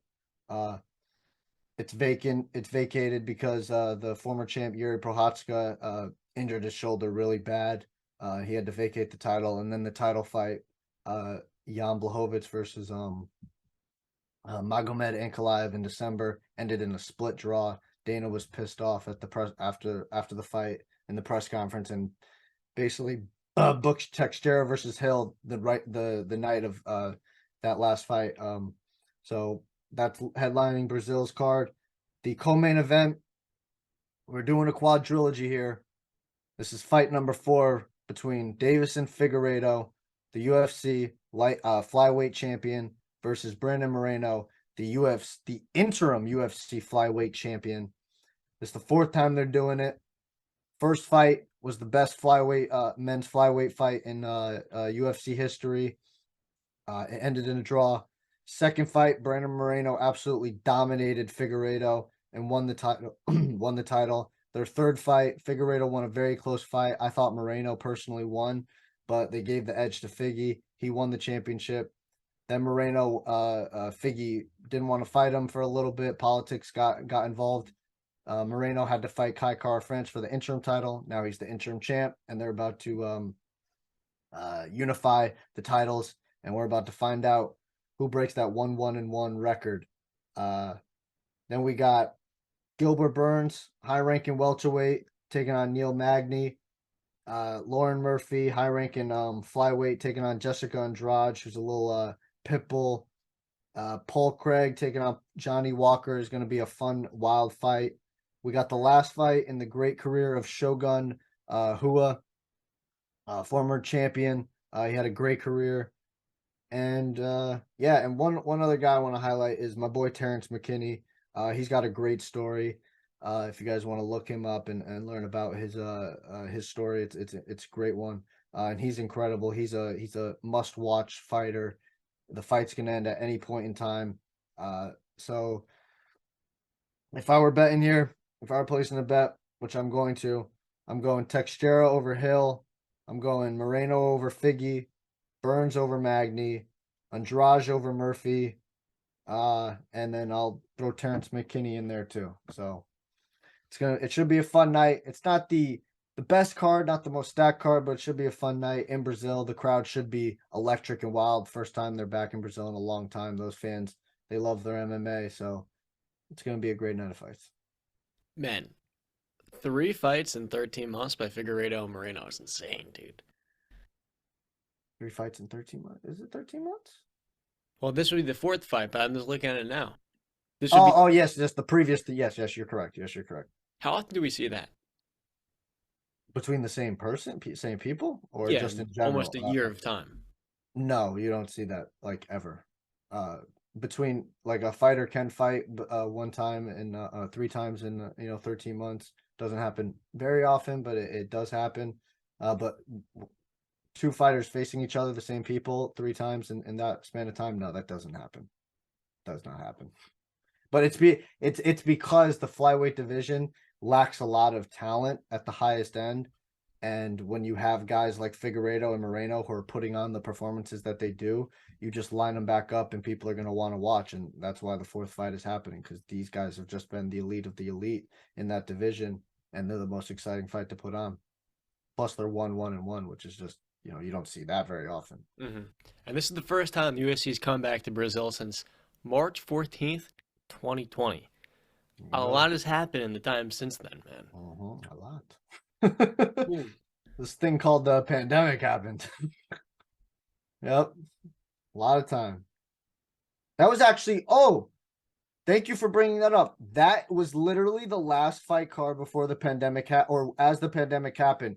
It was I believe, if I'm correct, it was Charles Oliveira versus Kevin Lee that headlined that fight. Oliveira won in the 4th round by triangle submission. The crowd was basically shut. They were going into the pandemic. They had to basically vacate the arena. No fans were in the arena. It was pitch black, and they just went there and they fought. I think, if I'm not mistaken, that was them in Brazil. It was. We also had Mai against Burns, Moicano against Hadzovic. I apologize, I'm butchering half these names. There's the tougher pronunciation that comes. All right, yeah, Damian Maia versus Gilbert Burns, was it? He fight Gilbert Burns. Okay, so Gilbert's fighting on this card too. Yep. Okay, that's fascinating, man. They fought. What is the biggest upset alert for this week for you? Let me pull up the odds real quick to give you a. So, Well, surprising to me, Glover Teixeira is the underdog. I would not have, because Glover is I mean, he's got the experience. I think he's 42 years old right now, and his grappling is leaps and bounds ahead of Jamal Hill. Moreno's the favorite, so he's probably not. Gilbert Burns the -500 favorite. He's not live underdog. Andrade, no. So I guess, yeah, for me, it would have to be Glover Teixeira at +115 is the live on. I mean, I'm surprised he is the underdog, if I'm going to be honest. I think Glover is going to get it done. I think he's got to worry about the first round and the second round. Watch out for that power, because that's what Jamal Hill is known for. But if he's able to take him down, it's going to be a tough night. It might not be a long night because Glover's got excellent grappling and jiu-jitsu, and he might be able to wrap up a submission here, but it can be a rough night if Jamal Hill ends up on his back. I'll be tuning into this one for sure. I'm absolutely Right, shocked it's not go ahead. I'm just super pumped for this weekend, man. I don't know about you guys. I'm looking at my FanDuel stuff and I'm placing my bets. I usually place at least 2. I want to go with the anytime touchdown scorer and then my my spread picks. So I got Jacksonville +11.5, the Giants +11.5. These are alternate spreads. Buffalo Bills -1.5, and Dallas +8.5. I'm trying to win a little bit of money, so I'm not going for the big bucks. And then on my other ticket, I'm going with anytime touchdowns. I got Dawson Knox finding the end zone, Marvin Jones finding the end zone for the Jaguars, and Daniel Jones rushing touchdown. I'm trying to think of one for the San Francisco Cowboys game. I feel like CMC is kind of a given. That is a given. I think CMC gets in the end zone. I think he has over 120 yards from scrimmage. Debo, less so with Debo, because I feel like that's going to be the focal point. So I think a big sleeper is a Brandon Ayuk touchdown. He also gave up on a route last week for Seattle. For me, I was thinking more Debo getting a run for a touchdown. That's how he did it last year. Went untouched for 26 yards. My thing, I love this that for football this week. I mean, Jags -9, love them covering that. Giants -7.5, love them covering that. I got the Bengals winning, so I have them covering -5.5, and I got the Cowboys beating the 49ers, so I have them covering the -4. I think that might be my bet of the week, is betting all the spreads. I do. I have all those teams covering. The biggest game I would not touch last week, people coming up my neck. I was 5-6 last week. The big money line, at least. The biggest game I would want to bet on is the Eagles being the Giants. I think -7.5. I really think they're going to win by more. The game that worries me the most is Cowboys-Niners, because I just don't know what's going to happen when the first punch is delivered. If it's Dallas, how does San Fran respond? That's going to be a fascinating development there. We all don't have the same pick on any of these games. Well, all 3 of us together. We never do. Well, we don't agree. Well, sometimes. Sometimes we do. Yeah, sometimes. We clean sweep. Trying to see if there's anything in the NBA. One very interesting storyline. So Rudy Gobert, he's out right now with a groin strain. It's probably going to be out a couple of weeks usually with one of those injuries. The Jazz virtually replicated Rudy Gobert. 5 years ago, Gordon Hayward leaves in free agency, and they replaced him with Donovan Mitchell.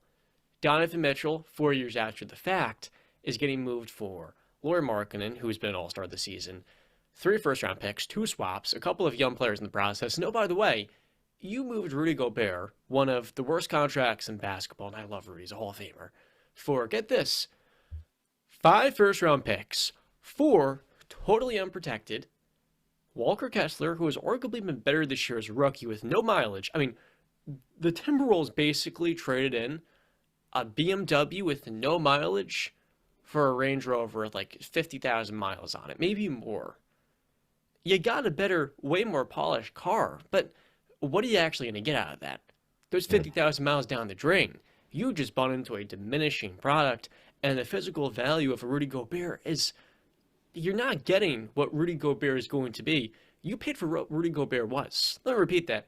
You didn't trade for what Rudy Gobert is going to give you. You traded for what Rudy Gobert did. The Timberwolves general manager and Tim Connolly drafted Nikola Jokic in the second round, Monte Morris in the second round. He drafted Michael Porter Jr. at 14. He's one of the best in the NBA drafting. And he traded all of his first round picks for Gobert. Now, I had the Timberwolves come to the season as one of the top seeds in the West. They've dealt with a ton of injuries this season. Karl Anthony Towns, Jordan McLaughlin, Taurean Prince. And right now in the Western Conference, they're still hanging afloat with Anthony Edwards, who's still been pretty good this season. A little bit disappointing, but he's averaging more assists. And they currently stand as the 10th seed. They've won 6 of the last 10. They have also lost 2 of the last 2 games, one of which was the Jazz. I think it's time to look at the Rudy Gobert trade as the worst since KG and Paul Pierce. But even then, those 2 guys were really acquired to make the Nets a free agent destination. No one's coming to Minnesota, especially when you have no trade assets to move especially when you have no assets to turn a D'Angelo Russell into a better player. So you're stuck with this team that at best is in the play-in. Oh man, Tim Connolly. Yeah, I did see a report that apparently Miami is trying to get D'Angelo Russell and include Kyle Lowry in the trade. I'm not the biggest fan of that. I mean, D'Lo's a better player at this point of Lowry's career, but it just he doesn't put us over the edge. But one thing I do want to ask you guys, if I'm not, we're past mid-season, right? For the NBA, 41 games in. Okay, so since we're here, I just want quick. I don't know if you guys remember your NBA Finals predictions. Mine, I believe, was the Boston Celtics taking on the Los Angeles Clippers. Midpoint in the season, I'm sticking with that pick. I think the Clippers can figure it out and get better past later in the season. So I'm sticking with my Los Angeles Clippers and Boston Celtics NBA Finals prediction for this year. I'm just wondering for you guys, has it changed, or you guys sticking the same with your picks? My Finals prediction was Denver, Philadelphia. Now, I'll be honest with you, it's really because I want to see Jokic and Embiid together. The Celtics are the best team in the NBA. Right now, Philadelphia is playing real well, and they've gotten Tyrese Maxey, who's come off his lower body foot injury off the bench, but we gotta keep it a bean. The Celtics are the team to go through. So I've got Denver, that's my safe bet, and then Boston. That being said, Golden State, they can really rustle some things up. I forgot my pick. I believe it was Philadelphia versus the Clippers. I could be wrong, but I could have sworn that was my pick because I knew I was high on Philly. I just want to actually touch on more of what John said about the Timberwolves real quick and how quick, people are to jump ship, especially, judging a trade based off of the first 40 games. I feel like that's way too soon, especially when you look at the West. In the win column, they could very well be in the 5th seed just with 3 more wins. I don't think it's time to jump ship. I still think it's just a team meshing. I mean, there was questions about how would Gobert fit with this team in the first place. Would it mesh so smoothly? And obviously it's not. You need some games under your belt for it to get that way. So, Absolutely. I wouldn't jump ship on the Minnesota Timberwolves right now. I know they're the last seed in the play-in right now, but you said 6 of their last 10, you win a couple of more. A team like Dallas might struggle. Mm-hmm. Utah isn't, I don't anticipate Utah sticking around up there for too long in the top 5, top 6 spot. So it's up for grabs. Mm-hmm. Golden State is going to get hot. The Clippers are expected to get hot. You just never know. So I'm not going to sit here and say Minnesota is made the worst trade. And what did you say? History? No, it can't be. Oh, since the Kevin KG and Paul Pierce trade to Brooklyn, that's way too soon. Sure. So, yeah, I think it is too soon.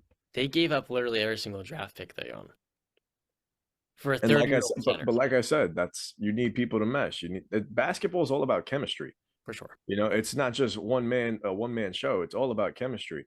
You need those 5 guys on the court. You need spacing. You need a lot to make a team work. And I think Minnesota is just still figuring it out.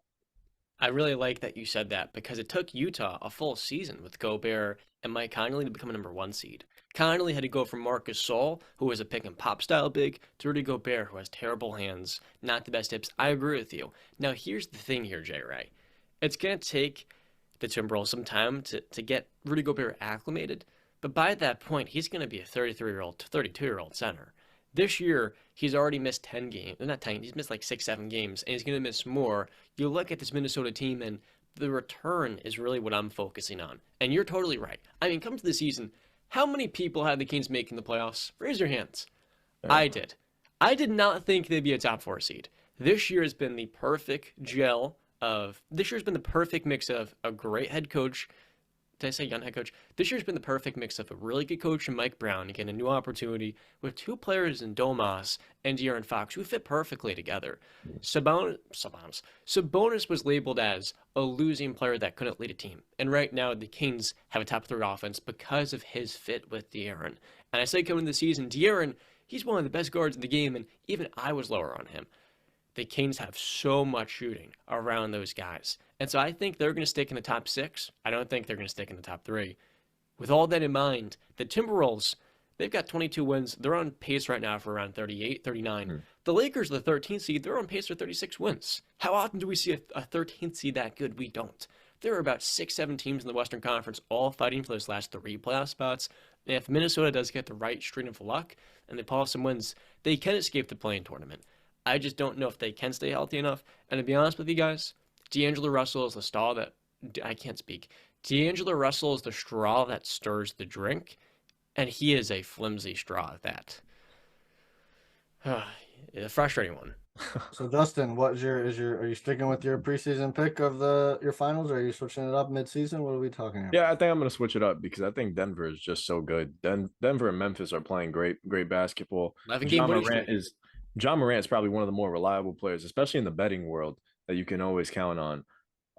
I'll stick with my pick of Philadelphia, but I'm gonna swap that and I'm gonna say I think Denver is gonna make a run for the finals this year. Jokic is probably the best player in the league.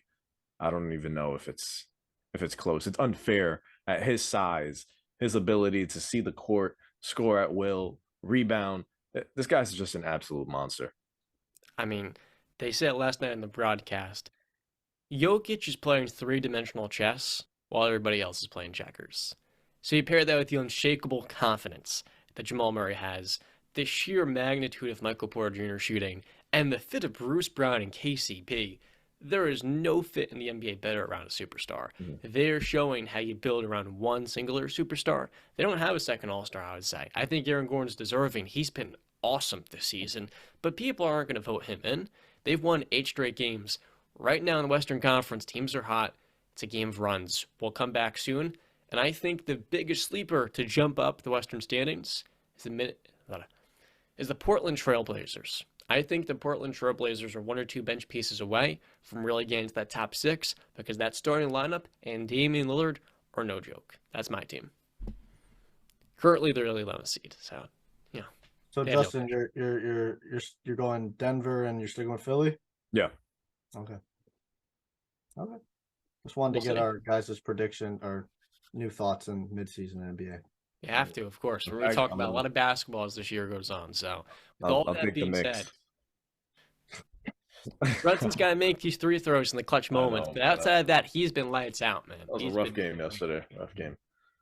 I'm really thinking back to that Raptors showing on MLK Day. What a game that was. That's all, folks. That's all. With all that being said, I'll wrap up episode number 67 of the Wise Guys podcast. I am John Tortorelli, Brandon Capozziello, and Justin Ray. And as always, we'll see you. Play your football. Let's go. Stay classy.